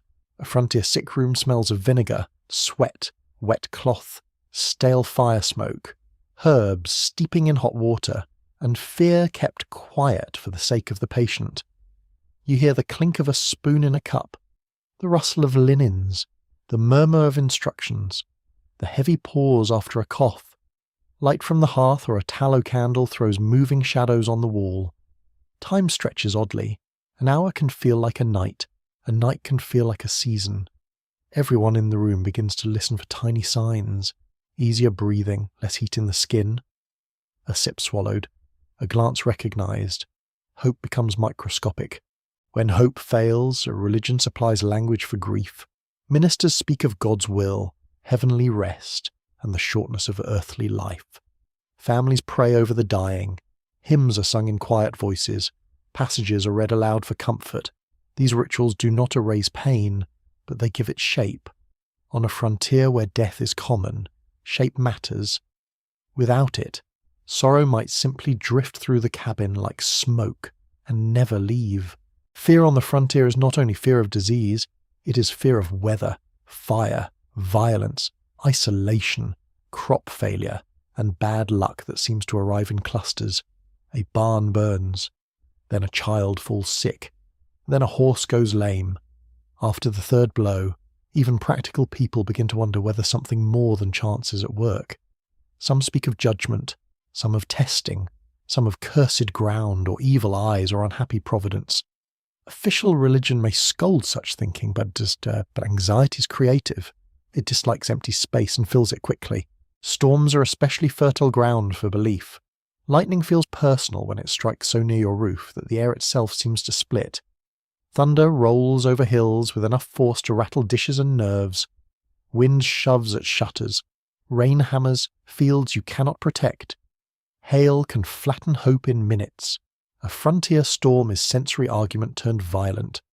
Afterward, people search for signs and reasons. Why this tree? This barn? This field? Why sparing one and wrecking another? The urge to narrate randomness is one of humanity's oldest reflexes. Animals also enter the world of omen and unease. Dogs howling at unusual hours, owls calling near a house, horses shying from nothing visible, chickens behaving strangely before a storm. These small disturbances can feel loaded with significance in isolated places. Modern people like to believe they would remain coolly rational, but a week alone on a dark frontier edge with a sick child and a howling dog might cure them of that confidence. Not every folk belief is fearful, some are protective, even tender. A charm tucked near a cradle, a prayer sewn into memory and spoken over a child, a blessed object carried on a journey, certain planting days chosen by moon phase, a special herb hung near the doorway. These practices offer the comfort of action. They let people participate in hope with their hands, not merely their thoughts. Faith also helps organize moral life in communities where formal institutions are thin. Churches and informal religious networks encourage charity, condemn drunkenness, supervise courtship, shape Sabbath behavior, and define what sort of household is considered respectable. They can be sources of warmth and belonging, but also of pressure and surveillance. Someone notices if you miss services too often. Someone notices if your children behave badly. Someone notices if your drinking is becoming a public ministry of embarrassment. The frontier may be geographically wide, but moral gossip travels at an astonishing pace. There is room for humour here too, because people are still people. Frontier sermons could be long enough to test the patience of angels. Children fall asleep, men nod off and wake pretending deep reflection. Women hide smiles at preachers who pound the pulpit as if trying to improve doctrine through carpentry. Revival emotion can be sincere and socially contagious at once. A person may tremble with conviction while also noticing that their neighbour's hat has fallen in the mud. The sacred and ridiculous often share a bench. Some frontier communities are more formally structured in faith than others. Catholics, Protestants of many varieties, Jewish settlers in certain towns, native spiritual traditions, and blended practices all appear across regions and periods. The precise religious texture varies widely, but one broad truth remains. People on the frontier live close to uncertainty, and uncertainty intensifies the need for systems of explanation, whether through scripture, signs, herbal lore, ritual, or inherited sayings. They try to make life legible. Midwives occupy a particularly important place in this world of faith and remedies. They are practical women, often deeply religious, who also know how the body actually behaves under pressure. They guide births, advise mothers, care for newborns, and sometimes prepare the dead. Their work places them at the border between life and loss more often than most men in authority ever stand. Yet written records too often reduce them to passing mentions. Scholars continue debating how extensive midwives' knowledge really was in frontier settings, because much of it was transmitted orally and leaves only faint traces in documents written by others. Mental suffering is harder for frontier communities to name, but it certainly exists. Exhaustion, despair, terror after violence, grief that does not lift, strange withdrawal, bouts of agitation, religious melancholy, all appear in letters and recollections if you read gently enough. Such conditions are often interpreted spiritually or morally rather than medically. A person may be said to be afflicted, burdened, tempted, or weak in faith. Sometimes prayer and community support help. Sometimes they do not. The frontier can be unforgiving toward wounds that do not show. There is also the matter of death rituals, which combine religion, practicality, and folk custom in intimate ways. Bodies are washed, dressed, laid out at home, and watched over. Candles burn. Neighbours come. Food is prepared for mourners because grief does not suspend appetite forever. The house feels altered, hushed, almost held in a strange pause. The smell of beeswax, starch, wood smoke, and flowers, if any are available, settles over the room. Even children understand that the air has changed. Then life resumes because it must. The cow still needs milking. Wood still must be split. Corn still must be hoed. This practical return to labour does not mean people felt less. It means the frontier rarely allows private emotion uninterrupted space. Faith and folkways help people tuck grief into daily life without losing it entirely. So when you picture belief on the frontier, it is not enough to imagine only a preacher with a Bible, or only a woman brewing herbs by the hearth. It is both, and more besides. It is a world where formal sermons meet whispered remedies, where thunder sounds like doctrine, where fever invites prayer and poultice in the same hour, where a pocket charm and a psalm can coexist without embarrassment. The cabin darkens, the last spoon is set aside. Outside, the wind moves through the trees with a low, steady breath. Inside, someone reaches for the family Bible. Someone else checks the sleeping child's forehead one more time. Between faith, fear, and homemade medicine, the frontier keeps trying to answer the same old human question. How do you live when so much remains beyond your control? You travel because staying still is sometimes the greater risk. That is one of the quiet truths of the frontier.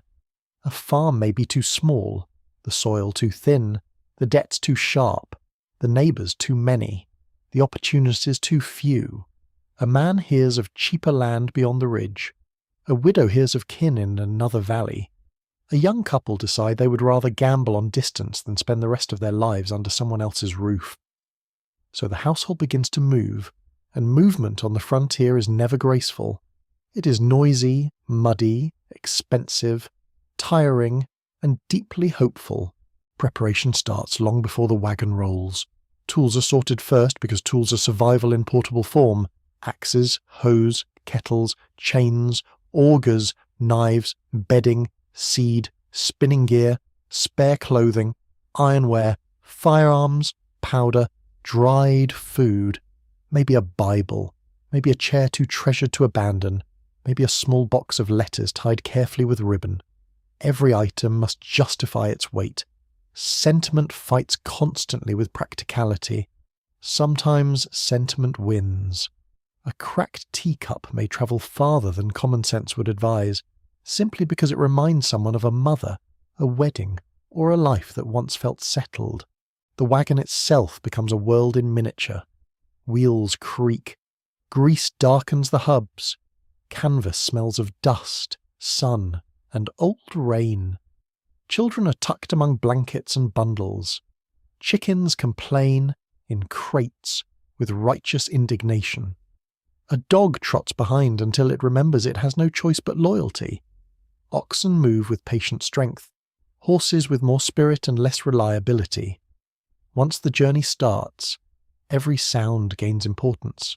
A snap in the harness, a wobble in the wheel, the hollow splash at a ford, the grunt of animals straining uphill.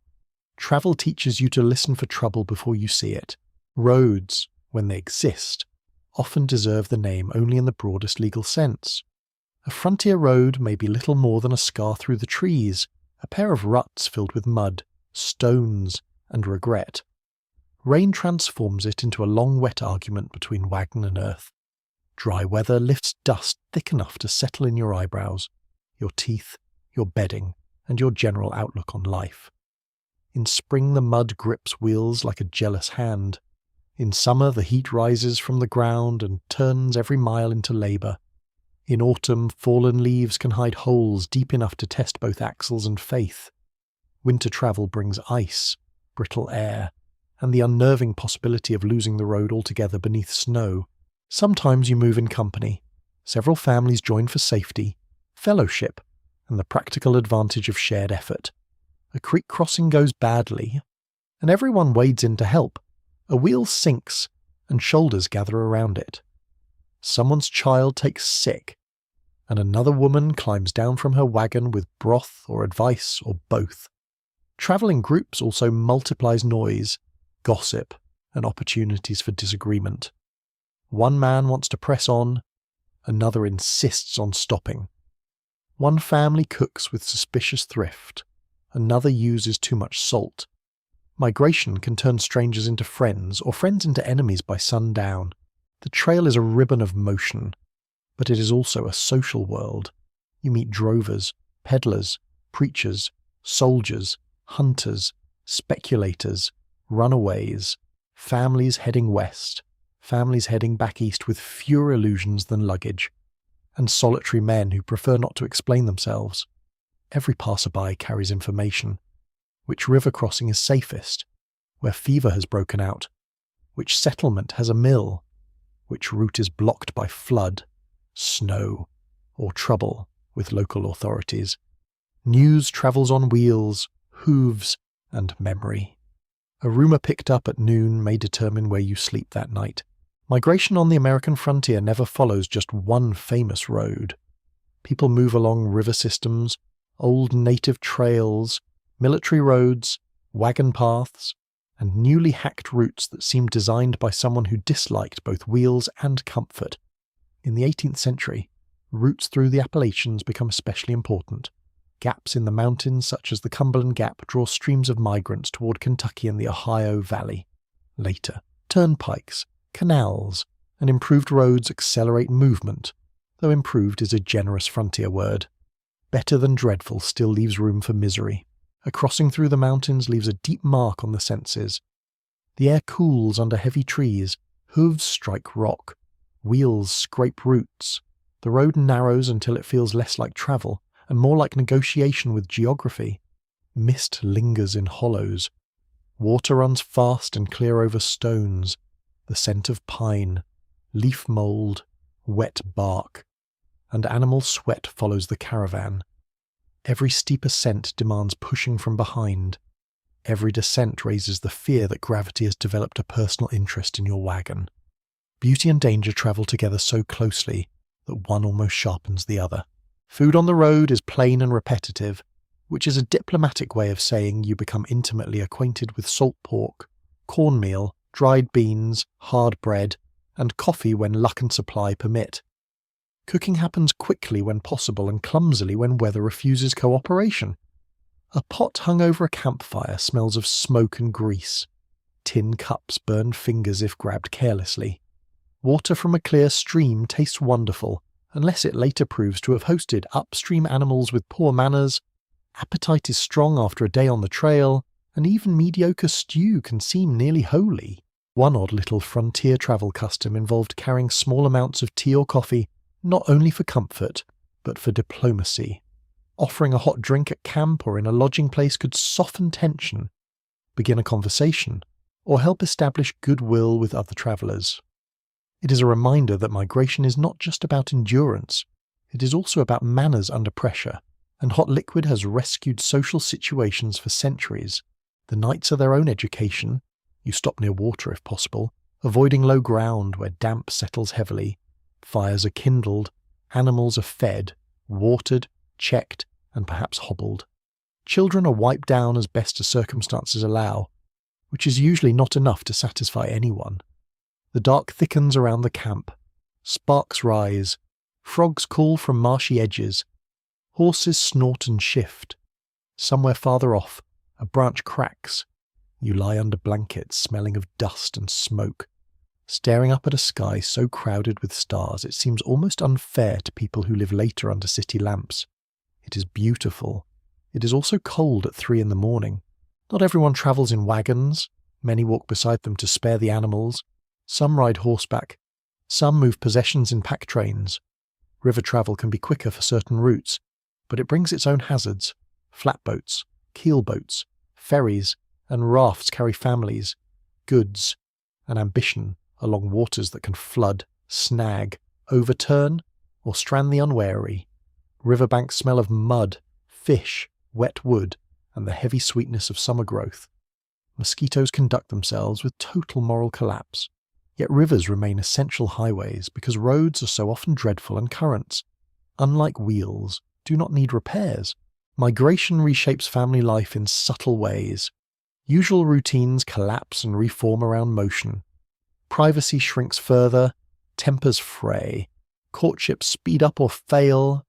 Children become either astonishingly adaptable or dramatically miserable, sometimes within the same hour. A journey can expose who is patient, who is selfish, who can organize a camp quickly, who complains too much, and who has a hidden genius for finding dry firewood after rain. The trail is a very efficient judge of character, though not always a fair one. Then there are taverns, inns, ordinaries, and roadside houses, those uneven blessings of frontier travel where a roof, a meal, and a stable may be purchased if space remains and money has not vanished. A tavern on the frontier is not merely a place to drink. It is a post office, rumour exchange, job board, courtroom annex, dining hall, lodging house, political forum, an unofficial theatre of human behaviour. The smell hits you first.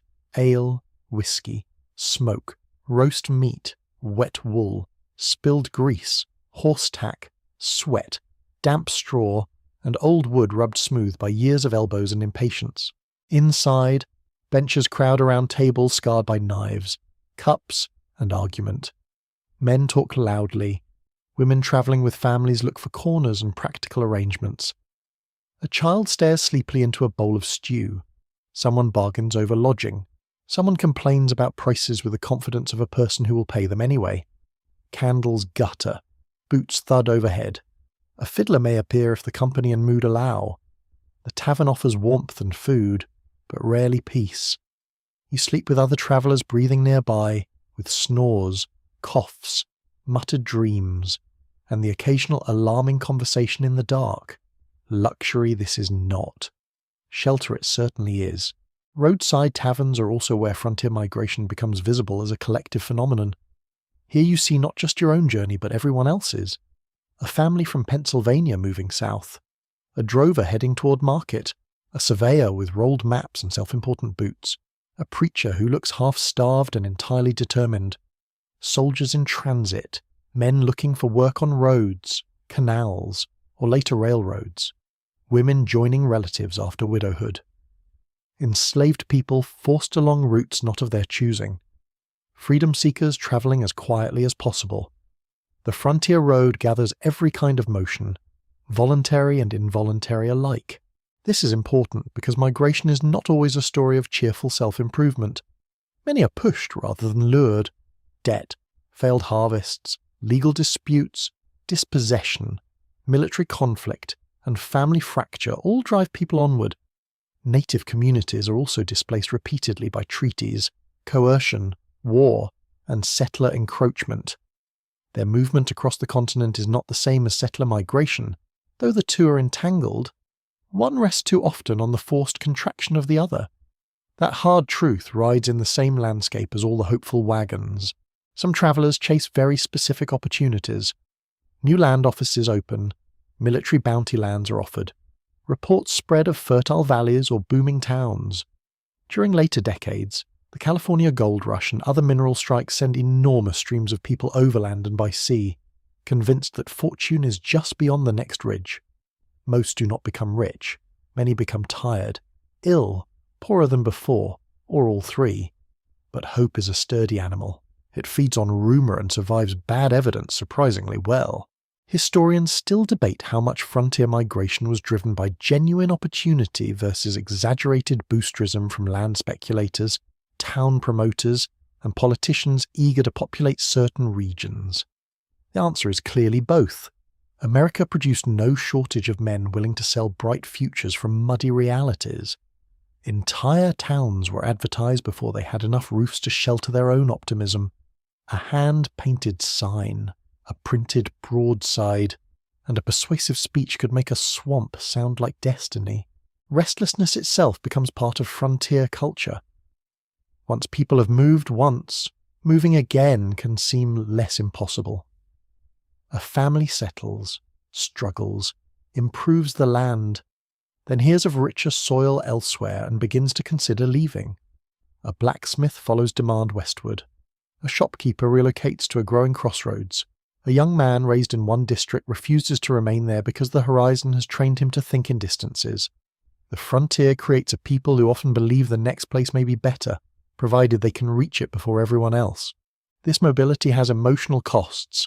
Graves are left behind. Friendships stretch thin. Children lose familiar streams and trees. Women rebuild domestic order repeatedly in temporary quarters. Letters take time and may never arrive. A journey can separate relatives for years or forever. Migration is often described in the language of independence, but it is also a practice of recurring farewell. There are moments when the road seems almost festive. A bright morning, wheels moving smoothly for once, meadow flowers along the verge, children singing nonsense in the wagon, a shared joke around breakfast, a tavern meal hot enough to silence complaints for 5 whole minutes. Then rain comes, or an axle cracks, or an animal goes lame, or a river rises, and the entire fragile optimism of travel becomes sodden and difficult. The frontier is very good at teaching emotional moderation. Celebrate, yes, but keep the rope dry. Even so, movement shapes the whole frontier experience.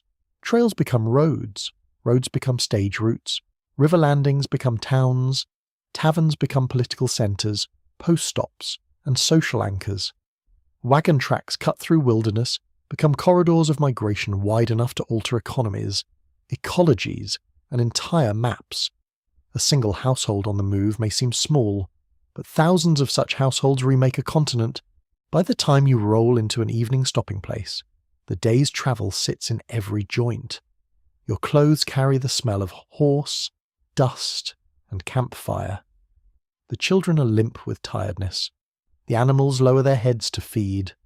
Somewhere nearby, a fiddle starts up, thin and bright through the tavern wall. A man laughs too loudly. A woman asks for hot water.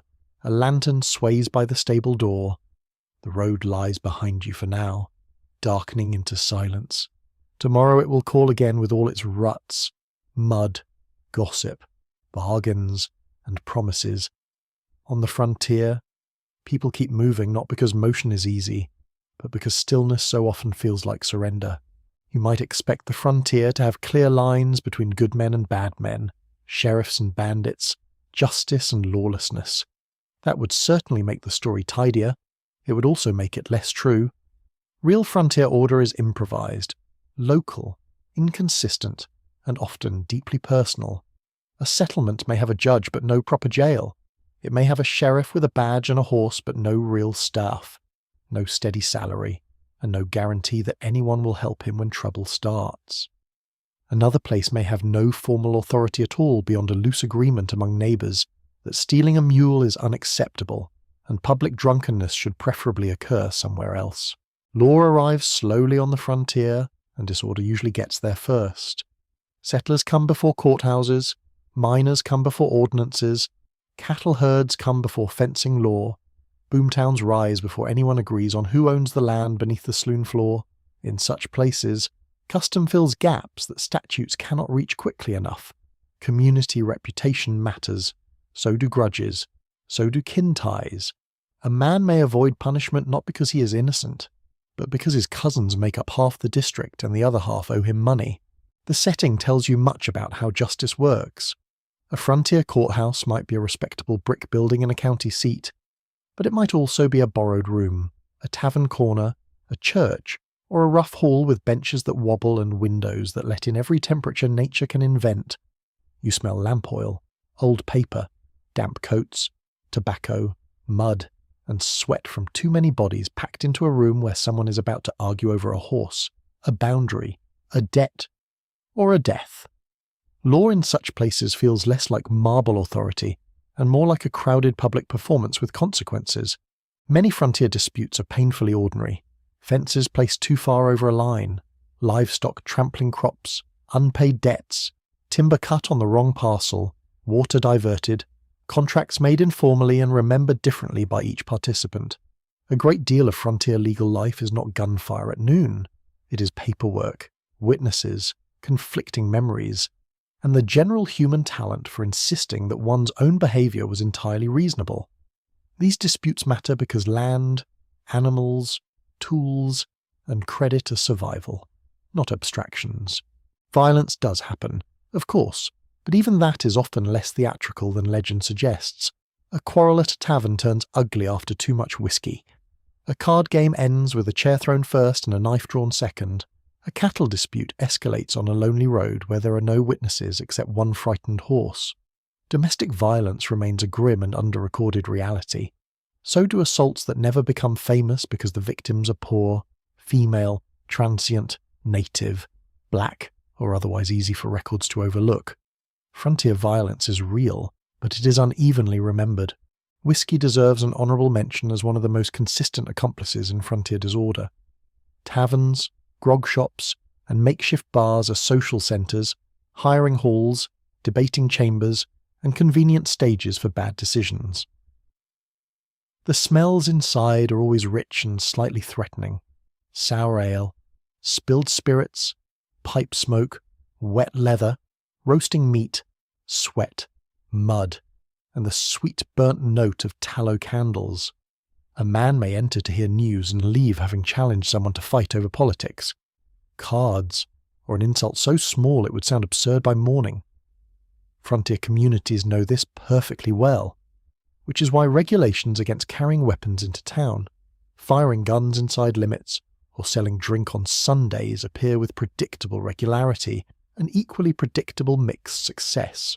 One curious frontier detail is that some jails were so flimsy or temporary that prisoners were at times chained to logs, wagons, or heavy objects when no proper cell existed. It sounds like improvisation verging on comedy until you remember the stakes.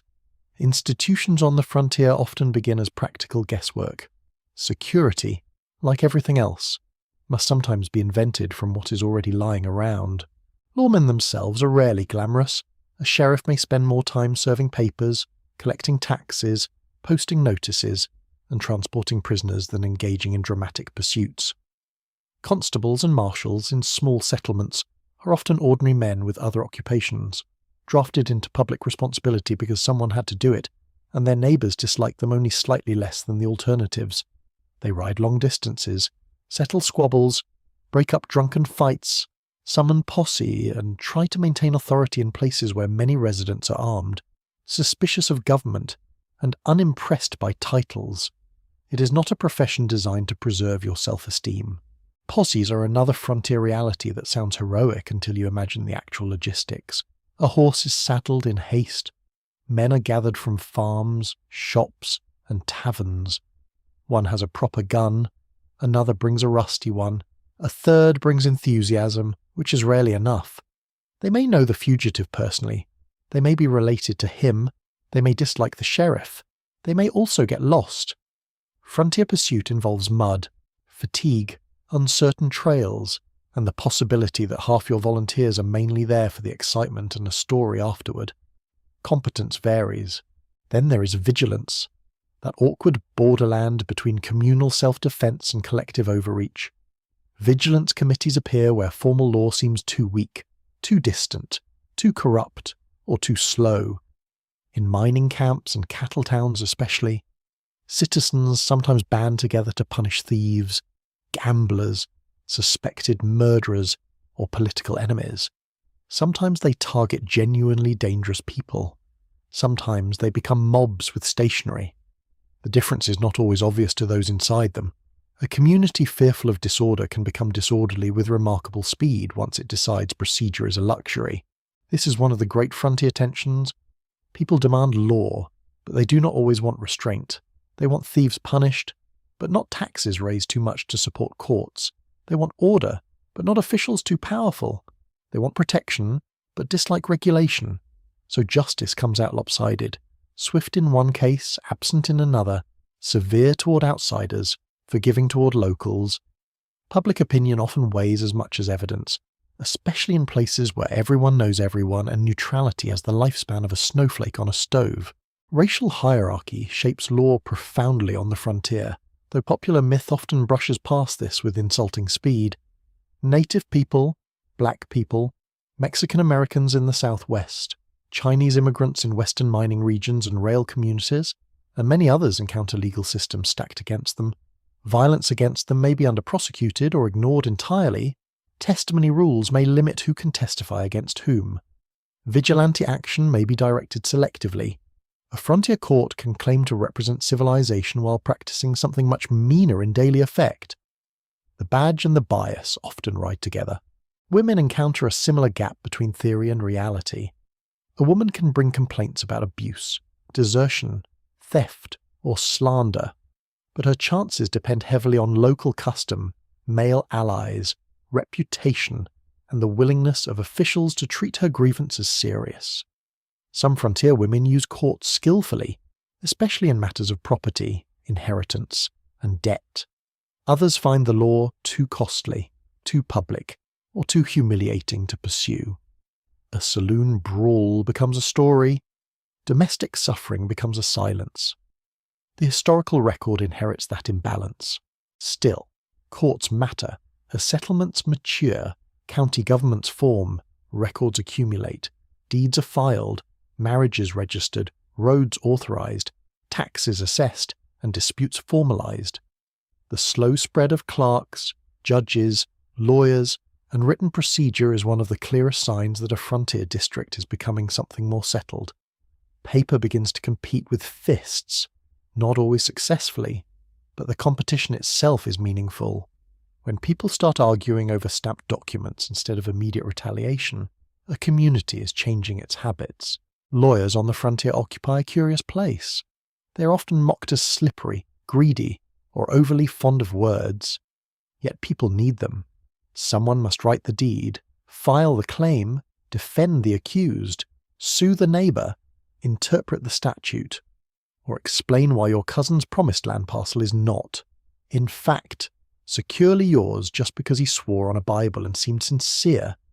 A clever frontier lawyer may travel a circuit, riding from county to county with saddlebags full of papers, law books, and enough social skill to dine with farmers one night and argue before a judge the next morning. Juries can be equally unpredictable. In a small district, the men called to serve may already know the accused, the victim, the families involved, and the entire ugly history behind the case. This local knowledge can produce wise verdicts rooted in context. It can also produce spectacular unfairness. Frontier justice is intimate, and intimacy does not guarantee balance. It merely ensures that no case arrives naked. Every dispute comes wrapped in rumour and memory. Outlaws do exist, but even here reality resists romance. Some are horse thieves, rustlers, counterfeiters, highway robbers, or train robbers in later decades. Some are men drifting between labour and crime. Some are organised gangs. Others are simply local bullies whose behaviour becomes legendary because they are colourful, not because they are especially competent. Dime novels later make many of these figures larger, cleaner, and more stylish than life allowed. Real outlaws are often dirty, tired, paranoid, and much more concerned with hiding than posing. Cattle frontiers and mining camps contribute their own specific forms of disorder. In cattle country, disputes over branding, open range, and rustling can turn deadly because a single animal represents real money and evidence is maddeningly easy to alter. In mining districts, claim jumping is the classic offence, with men trying to seize or exploit land another has marked or worked. These conflicts are deeply economic, though they quickly become moralised. A man is not merely stealing ore or stock, he is stealing labour, luck, and future. That is the sort of theft frontier communities take personally. Mining camps in particular develop their own rough legal cultures. Meetings are held, claims are recorded in district books, rules are established before territorial or federal law catches up. A camp can be surprisingly democratic one month and violently arbitrary the next. Historians still argue about how effective these self-organised mining codes truly were. Some camps maintained workable order. Others remembered themselves far more fondly than their victims probably would have done. Gunfights, that favourite export of Western mythology, do happen, but not with the polished regularity of films. Many shootings are chaotic, one-sided, drunken, accidental, or conducted from cover rather than in some ceremonious duel at noon under a forgiving sky. The frontier produces sudden violence, not necessarily elegant violence. Men miss. Guns jam. Bystanders panic. Dust rises. Horses bolt. The aftermath is usually confusion, not applause. Crime is also shaped by mobility. Towns along trails, rail lines, river landings, and cattle routes attract gamblers, confidence men, prostitutes, thieves, and people eager to disappear into a moving population. Transience makes reputation harder to track and law harder to enforce. At the same time, not every stranger is a criminal. Frontier communities often suspect mobility while depending on it. The same town that distrusts drifters may cheer when teamsters, cowboys, railroad hands, or traders bring cash to spend. Some settlements make genuine efforts to civilize public life through ordinances, schools, churches, and municipal services. Sidewalks replace muddy paths. Street lamps appear. Fire companies organize. Jails improve. Judges gain real authority. Newspapers shame local troublemakers with acidic joy. Respectability is built partly from timber and brick, partly from paperwork, and partly from the hope that enough women and children in a place will force men to behave for at least a few consecutive hours. Sometimes this works surprisingly well, yet even in more settled frontier towns, plain disorder lingers. Dogs bark through the night. Drunks sing badly in alleys. A horse kicks over a hitching rail. A dispute spills from store to street. A prisoner escapes because someone forgot that a window also counts as an opening. Law is present, but it remains a work in progress. Much like the town itself, the emotional texture of living under such a system is subtle. You do not feel law as an abstract ideal. You feel it as whether your complaint is heard, whether your property is respected, whether your daughter can walk home safely, whether your drunken neighbour will be fined or winked at, whether the man who threatened you has brothers on the jury, whether the sheriff shows up at all. Order is intimate. Disorder is intimate too. So when you picture justice on the frontier, do not picture a perfectly lonely marshal silhouetted against sunset, heroically carrying civilization in a polished revolver. Picture instead a muddy street, a crowded hearing room, a tavern argument, a badly built jail, a judge with too many cases, a sheriff with too few deputies, a posse of mixed enthusiasm, and a community forever balancing between rules and retaliation. The frontier had lawmen, outlaws, and plenty of confusion in between. That confusion more than the legends is what made daily life feel so uncertain and so very human. You first notice a boom town by its noise. Before you see the full scatter of roofs and tents, you hear hammering, wagons grinding over ruts, men shouting prices, mules protesting their treatment, and a piano somewhere attempting optimism against impossible odds. Then the smell reaches you. Fresh-cut lumber, horse manure, coal smoke, frying meat, wet canvas, spilled whiskey, unwashed bodies, and the metallic tang of earth newly torn open. A boomtown does not grow quietly. It erupts. 1 month there is a creek, a camp, and a rumour. A year later there are boarding houses, saloons, false front stores, assay offices, gambling rooms, blacksmith shops, and enough ambition to darken the sun. This is a different frontier from the cabin and cornfield. Here the rhythm is faster, louder, and far less patient. People arrive not mainly to settle with their families and clear steady farms, but to seize an opportunity before it disappears. Gold, silver, copper, cattle, timber, railroad contracts, town lots, freight routes, banking, supply stores, newspapers, laundries, entertainment, transport. Every boomtown is built on a promise, and the promise is always urgent. Get here now, buy now, dig now, drive herds now, lay track now. Fortune, allegedly, is waiting just over the next rise and will not hold your place. Mining districts make this urgency especially vivid. A strike is reported, sometimes accurately and sometimes by a man whose relationship with truth is purely decorative, and suddenly the roads fill.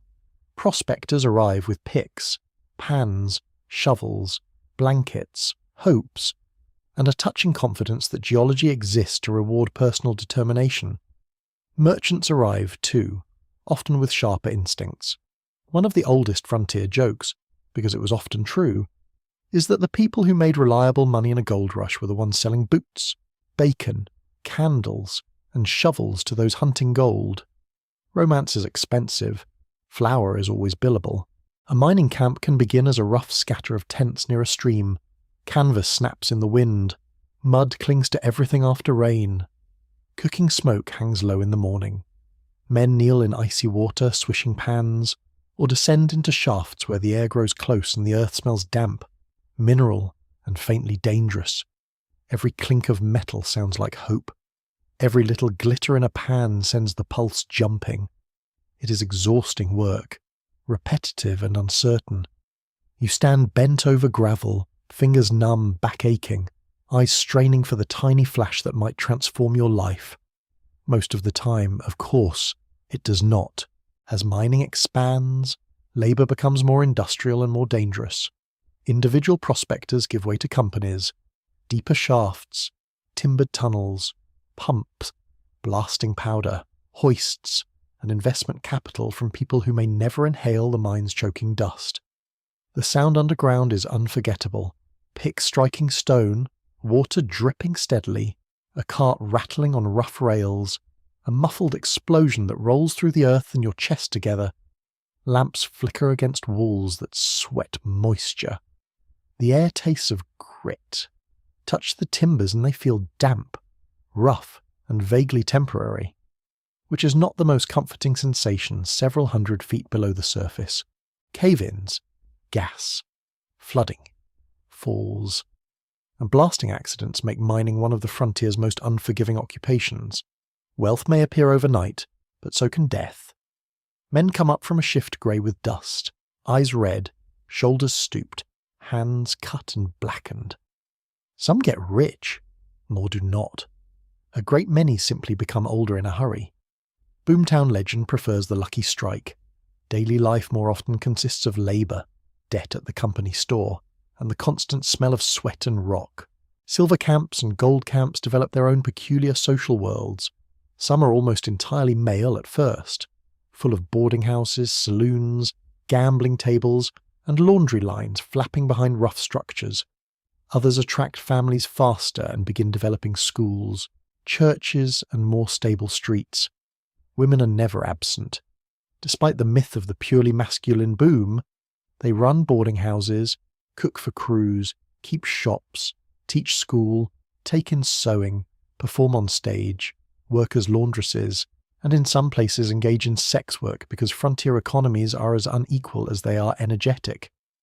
A respectable hotel parlour and a dance hall may stand on the same muddy street, both profiting from the same ore. One odd frontier tidbit from mining country is that canaries did not become the only creatures used to sense danger underground. In some places, miners also paid close attention to the behaviour of their mules, whose distress could warn of bad air or instability. The frontier, as ever, expected animals to contribute to public safety without much consultation. Boomtown wealth also rests on astonishing amounts of ordinary supply. Miners need boots, soap, lantern oil, beans, flour, nails, blankets, whiskey, newspapers, tobacco, coffee, and replacement tools.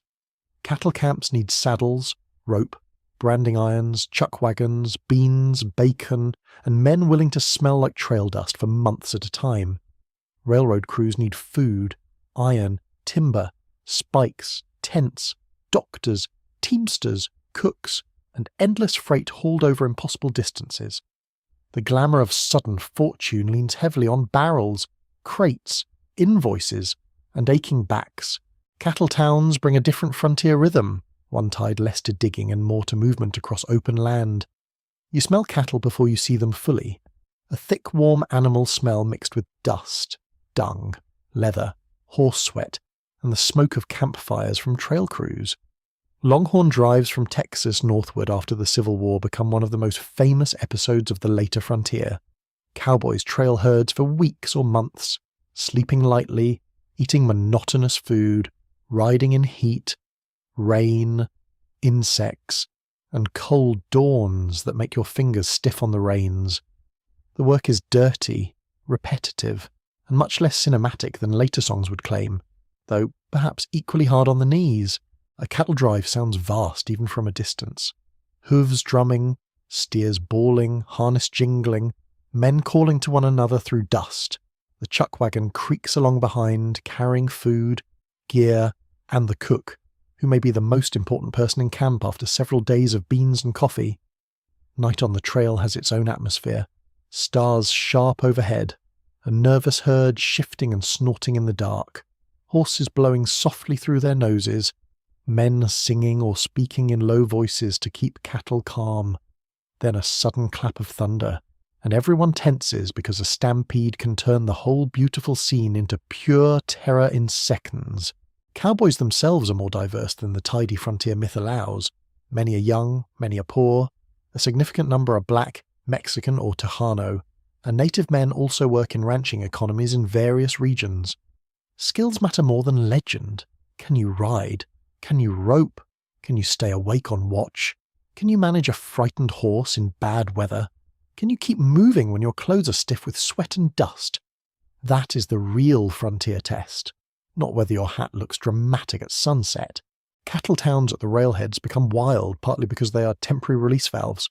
After months on the trail, cowboys are paid and loose in towns full of saloons, gambling halls, dance halls, barbers, bathhouses, photographers, outfitters, and people delighted to receive their money. The streets are loud with boots, laughter, piano music, cursing, wagon traffic, barking dogs, and the occasional shot fired by someone who has mistaken excitement for wisdom. Yet even here, hard commerce sits beneath the noise. Cattle must be weighed, sold, loaded, and accounted for. Bankers, commission agents, rail officials, merchants, and local politicians all profit from the chaos while pretending to disapprove of it. Then the railroad arrives fully, and the whole frontier seems to inhale faster. Steel tracks compress distance in a way earlier generations could hardly imagine. Where wagon travel took weeks, a train can do the work in days. Goods move more cheaply, people move more quickly, news moves almost instantly once telegraph lines spread alongside the rails, cattle can be shipped east, timber can be hauled out, manufactured goods can flood in. The railroad is not just transport. It is a system for reorganizing time, labor, and power. The building of railroads is frontier life at its harshest and most transformative. Surveyors go first, then grading crews, bridge crews, tie cutters, track layers, camp followers, cooks, blacksmiths, doctors, teamsters, guards, and speculators. Temporary camps stretch along the route, full of canvas, smoke, rough language, and relentless movement. The clang of hammer on spike becomes a frontier heartbeat. Iron rings, steam hisses, men shout, earth is cut, blasted, bridged, and filled. Hills are carved, rivers crossed, landscapes that seemed permanent suddenly host embankments, depots, sidings, and telegraph poles marching into distance. Rail labour is gruelling and dangerous. Workers endure heat, cold, accidents, blasting mishaps, disease, poor food, bad water, wage disputes, and employer indifference that can be almost artistic in its lack of charm. Chinese labourers in the West, Irish immigrants in many regions, Civil War veterans, freedmen, and countless mobile workers contribute enormously to this construction, often under unequal and hostile conditions. The frontier's shiny locomotive rests on exhausted human bodies more than the advertisements care to mention. Towns touched by the rails can thrive overnight. A depot appears, and suddenly merchants have customers, farmers have markets, hotels have guests, and newspapers have something to boast about. Town promoters print glowing descriptions. Lot prices rise. Streets are laid out with confidence that may or may not prove justified. A place bypassed by the railroad, meanwhile, may wither almost immediately. Frontier fortune can hinge on a surveying decision made by men who never intend to stay. That is a maddening thing for local people to live with. Historians still debate how much railroads created frontier growth versus simply accelerating patterns already underway. The answer, as usual, is both. Settlers, miners, ranchers, traders. And native communities had already shaped these regions profoundly, but railroads intensified everything. They enlarged markets, sharpened resource extraction, speeded military movement, increased migration, and tied remote districts more tightly to eastern finance and federal policy. A frontier town with rails is no longer merely local. It becomes part of a national machine. Boomtown life also creates strange social contrasts. You can walk one street and pass a bank with polished counters, a photographer's studio displaying formal portraits, a church fundraiser, and a school recitation. Turn the corner and there is a muddy alley, a fight outside a saloon, a boarding house packed 3 to a room, and a miner asleep under his hat on a stack of freight. Civilization and improvisation stand shoulder to shoulder, pretending not to know one another too well. Women and families often become the signal that a boomtown is either maturing or desperately hoping to appear mature. Curtains go up in windows. Gardens appear behind rough houses. Children carry slates to school. Teachers and ministers arrive. Civic committees talk earnestly about sidewalks, temperance, drainage, libraries, and moral uplift, which is frontier language for trying to make men stop behaving like overexcited raccoons with wages. Some towns succeed, others keep one boot planted in permanent disorder. Hard fortune cuts both ways. A poor prospector may strike rich ore. A shopkeeper may become prosperous by selling ordinary goods to extraordinary numbers of customers. A rancher may build a small empire. But fortunes also vanish through bad claims, overgrazing, drought, blizzards, falling mineral prices, fire, fraud, speculation, and the simple fact that booms end. The frontier excels at making people feel temporarily invincible just before reminding them that markets, weather, and geology are not sentimental. You can see that fragility in ghost towns, those melancholy leftovers of overconfident prosperity, empty storefronts, broken windows, silence where piano music once spilled into the street, wind moving dust through doorways, a rusted stove, a collapsed shaft entrance, the smell of sage, dry boards, and old sun-baked earth. It is frontier history with the noise turned off. A town can dream itself into existence and then fail just as dramatically when the ore thins. The railroad moves elsewhere, the cattle trade shifts, or water gives out. Still, for a while, boomtowns and rail towns feel like the frontier's loudest expression of possibility. Men in dusty coats read stock notices. Women balance account books and baking pans in the same exhausting day. Children race along boardwalks.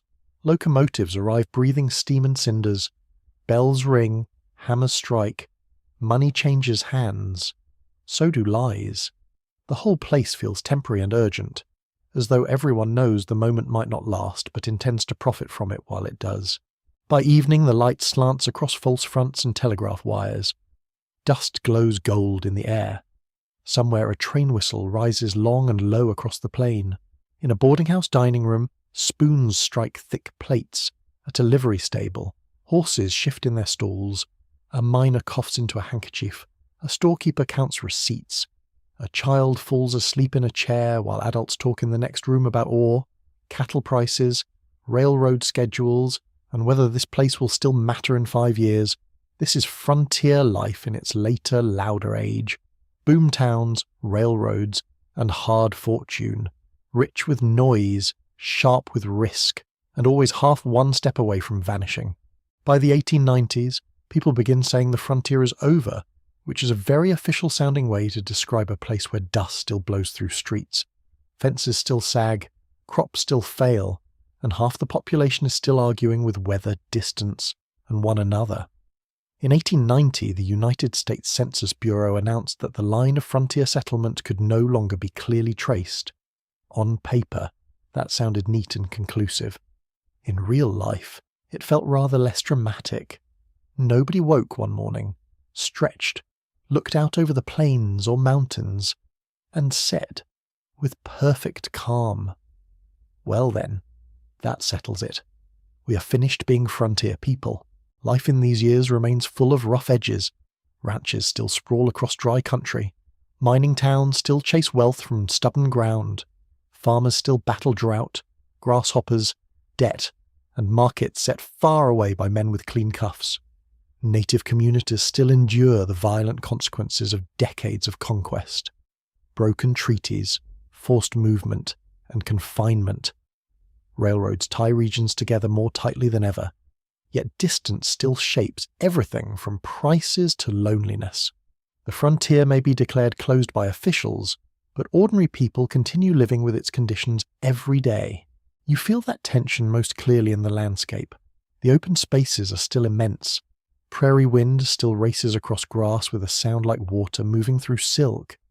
The plains smell of sun-baked earth, dry stems, horse sweat, and storms not yet visible but already felt in the pressure of the air. Mountain districts still carry the sense of pine, dust, ore, and wood smoke. Desert country still asks difficult questions of anyone trying to farm it. What has changed is not the land's wildness, but the density of systems imposed upon it. Fences multiply, survey lines harden, county courthouses rise, Telegraph wires cut the sky. Trains arrive on schedule, or near enough to maintain the national fantasy that schedules rule all things. Homesteaders are among the people living inside this new reality. The Homestead Act of 1862 had promised land to settlers willing to improve it, and by the late 19th century millions of acres had been claimed under its provisions. The dream sounds simple. File a claim, build a dwelling, break the soil, and become an owner. The truth is far less romantic. A claim on the Great Plains may offer isolation on a heroic scale, with no trees for miles as water that must be searched for anxiously, and when capable of entering the human spirit through every seam in a house. On treeless land. Some families build sod houses cut from prairie turf, walls thick and strangely effective, though often alive with insects and perfumed with damp earth after rain. You can lie down at night and smell the ground itself holding the house together around you. A sod house has its own texture of life. The walls are cool and crumbly to the touch. Dust shakes down from the ceiling if someone moves too heavily, or if weather develops theatrical intentions. Mice show a regrettable interest in cohabitation. Yet these homes are not signs of failure. They are practical responses to a place where timber is scarce and survival requires adaptation, not aesthetic pride. A frontier family in the 1890s may own a sewing machine ordered from a catalogue and still be living under a roof made from grass roots and packed soil. That contrast says everything about the era. Modern goods are arriving. Hard conditions remain. Mail-order catalogues become one of the strangest and most revealing features of the closing frontier. Companies such as Sears, Roebuck and Montgomery Ward offer people in remote places access to clothing, tools, cookware, musical instruments, medicine, watches, stoves, even prefabricated house parts. Imagine the excitement of opening a thick catalogue in a small plains home after years of depending mostly on local stores with limited stock and ambitious prices. The pages smell faintly of ink and paper, and they offer not just objects but a vision of inclusion. You may be living in a dugout or soddy, but you can still order curtains, a coffee grinder, a lamp, or a proper coat. Consumer goods begin to soften isolation, even as they also deepen dependence on rail lines, cash, and distant markets. One quirky detail from the period is that some families ordered entire house kits by rail, with the numbered parts arriving ready to assemble. It sounds almost absurdly modern, as though the frontier had quietly invented flat-pack domesticity while nobody was looking. Yet it fits perfectly. The late frontier is a place where improvisation and industrial standardization meet on the same patch of ground. For farmers, the challenge of this era often lies less in reaching land than in surviving on it. Wheat farming expands across the plains, aided by steel ploughs, reapers, threshing machines, and rail transport. But mechanization brings debt. Land must be purchased or improved, equipment must be bought, crops must be sold into volatile markets. A good harvest may drive prices down. A bad harvest brings scarcity. Drought can flatten hope in one season. A winter blizzard can kill livestock in drifts so deep that fences vanish beneath them. Grasshopper plagues, especially earlier in the century, had already shown how quickly nature could turn the sky into a devouring machine. By the 1890s, memory of those disasters still hangs over agricultural communities like a warning. Women on these later frontiers continue carrying immense burdens, though the tasks shift with time and technology. A cast iron stove may replace open hearth cooking, a store-bought bolt of cloth may reduce some spinning and weaving, kerosene lamps extend evening work, yet isolation can be even harsher on the plains than in older wooded settlements. A woman may live miles from her nearest neighbour. Managing children, livestock, gardens, illnesses, and household labour in a silence broken only by wind and the rattle of loose boards. Loneliness becomes a frontier force in its own right. Letters are treasured. Visits are events. The sight of a wagon on the horizon can lift the whole emotional temperature of a day. Children in these years experience a frontier both older and newer than that of their grandparents. They may attend more regular schools, especially where settlements have thickened and taxes support local districts. They may read printed books and magazines carried by rail. They may dream of college, town life, or professions beyond the farm. Yet they also haul water, herd cows, pick stones from fields, shock wheat, and learn that storms can still kill. A schoolhouse on the plains may stand alone against an enormous sky, its bell ringing over miles of grass, while inside children recite lessons from McGuffey readers and scratch arithmetic on slates. Education offers wider horizons, but those horizons remain full of chores. Towns themselves are changing. What had once been raw frontier crossroads now aspire to permanence. Main streets gather brick buildings. Opera houses appear in places one might not expect, because Americans have always liked to insist on culture within astonishing distance of chaos. Newspapers proliferate. Banks, grain elevators, hardware stores, churches, schools, women's clubs, and fraternal lodges all help create civic identity. Board sidewalks replace mud in some districts. Trees are planted along streets in optimistic rows. Town boosters write glowing descriptions full of phrases like progress, prosperity, and future greatness, which frontier Americans can produce in quantities rivaling wheat and dust. But beneath this civic confidence lies strain. Farmers face railroad freight rates they consider extortionate. Grain prices disappoint. Mortgages loom. Eastern capital and national markets seem to profit from local labour without sharing enough of the risk. This resentment fuels the rise of agrarian protest movements such as the Farmers' Alliance and the Populist movement. Here the closing frontier becomes political in a fresh way. People who once sought independence through land now discover how tied they are to banks, railroads, commodity prices, and federal decisions. Freedom on the frontier turns out to have a bill attached. Native life in the 1890s is marked by pressure, grief, resistance, and forced transformation. Reservation policy, allotment under the Dawes Act of 1887 boarding schools, missionary activity, and the suppression of cultural practices all aim to dismantle indigenous sovereignty and communal life. The ghost dance movement spreads as a spiritual response promising renewal, restoration, and relief from suffering. To frightened federal authorities and settlers, it appears threatening. The tragedy that follows at Wounded Knee in December 1890 is often treated as a symbolic endpoint of the Indian Wars, though symbols can soften what was, in reality, a massacre. The closing frontier is therefore not merely a story of maps filling up. It is also a story of a nation trying to declare completion after inflicting enormous violence on the people already there. This is one of the deepest moral contradictions of frontier mythology. Even as white Americans celebrate settlement, self-reliance, and democratic possibility, they often ignore or excuse the conquest that made much of that settlement possible. The frontier becomes a national legend precisely as many of its most brutal realities are still fresh. People prefer heroic memory. It is tidier than honest memory. Tidiness is one of history's most successful disguises. In 1893, Frederick Jackson Turner delivers his famous frontier thesis at the World's Columbian Exposition in Chicago, arguing that the frontier experience shaped American democracy, individualism, and national character. It is an enormously influential interpretation, and like many influential interpretations, it contains both insight and omission. Turner grasps something real about movement, adaptation, and social fluidity. He also minimizes the roles of native dispossession, women, industrial capitalism, racial inequality, and the many forms of coercion that shaped Western life. Historians still argue over Turner's legacy, because he helped define the frontier in the American imagination even while narrowing what counted as part of the story. Ordinary people living in 1893 do not necessarily know they are inhabiting a thesis. They know instead that the weather has turned. The wheat price is poor, the train is late, the roof leaks, and a new barbed wire fence has started yet another local quarrel.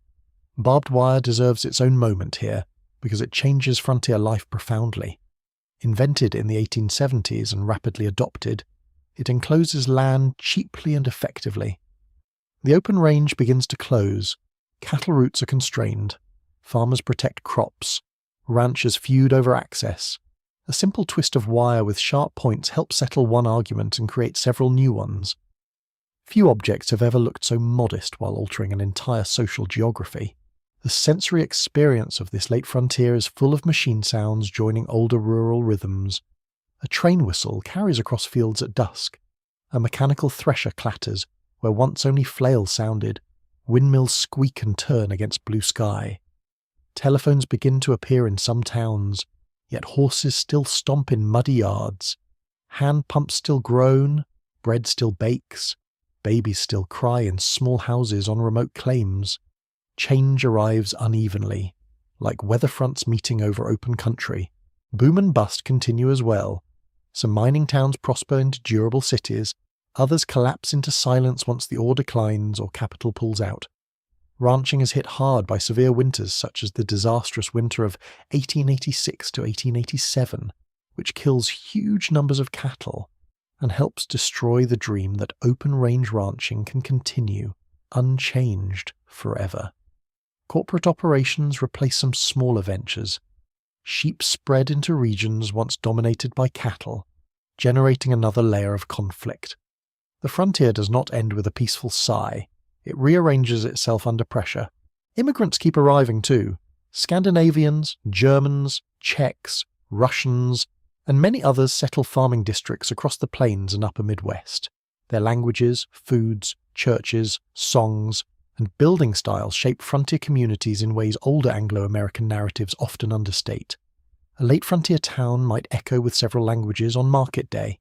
Sauerkraut, rye bread, coffee, dried fish, chili, tortillas, fried pork, and prairie chicken can all belong to the same broad Western world. The frontier is never culturally pure, no matter how much later storytellers try to make it so. Black Western life also remains central and undertold. African American cowboys, soldiers, farmers, town builders, and migrants seeking opportunity after emancipation help shape the late frontier. Some establish all black towns, especially in places like Oklahoma. Others work in cattle outfits, railroads, mines, or domestic service. They face racism, exclusion, and violence, but they are present everywhere. The frontier economy moves. A myth that forgets them reveals more about the mythmaker than about the West. What makes the frontier's so-called ending feel especially strange is that myth rises as direct experience fades. Dime novels, Wild West shows, newspaper stories, paintings, and later films turn complex lives into digestible types. The cowboy grows cleaner. The gunman grows more elegant. The homesteader grows nobler. Native people are pushed into either menace or tragic disappearance. Women become background decoration or moral symbols. The frontier becomes entertainment just as many people still living in it are trying to pay feed bills and survive hard winters. Nothing becomes legend faster than a difficult life someone else no longer wants to examine closely. And yet something genuine does linger beneath the myth. People on these late frontiers do develop skills of adaptation, endurance, cooperation, and invention that are real and often admirable. They know how to build in harsh places, improvise under scarcity, and endure long distances that would crush softer expectations. They create communities out of scattered claims and uncertain towns. They plant trees where there were none, dig wells, found schools, establish newspapers, compose local music, hold dances, bury their dead, and keep going. The problem is not that the frontier produced courage. It certainly did. The problem is pretending courage was the only thing it produced. As evening falls over this last frontier moment, the light stretches long across fields, rails, and grass. Wind moves through barbed wire with a faint singing hum. A locomotive passes far off, trailing smoke against the reddening sky.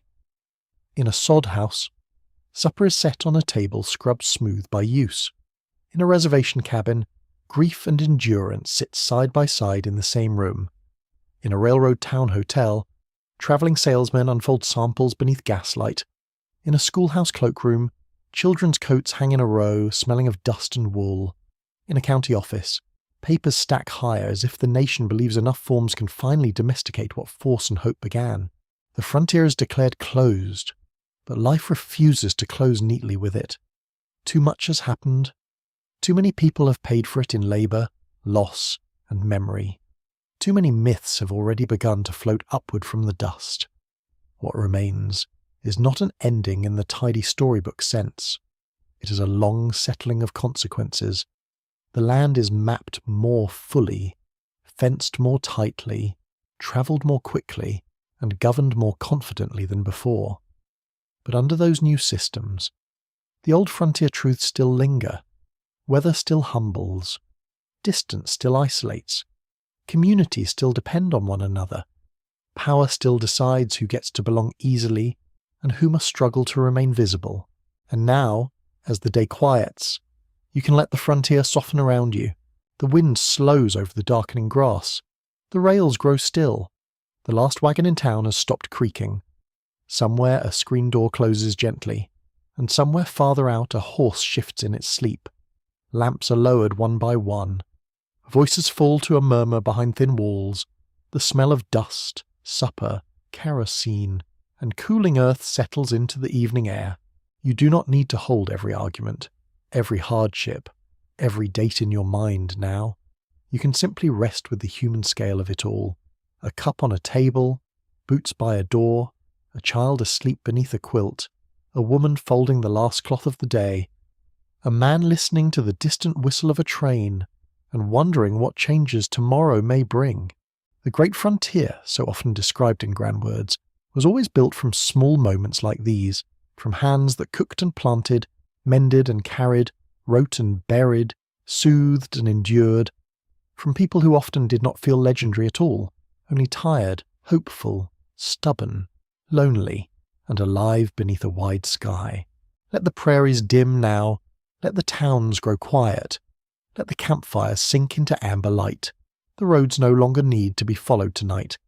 The questions can rest, the dust can settle, the long story can loosen its grip and become only a low distant murmur, like wind crossing open country after dark. You have walked far enough for one evening. The frontier can fade into shadow, the stars can take over from the maps, and in that wide and gentle dark at last you can sleep.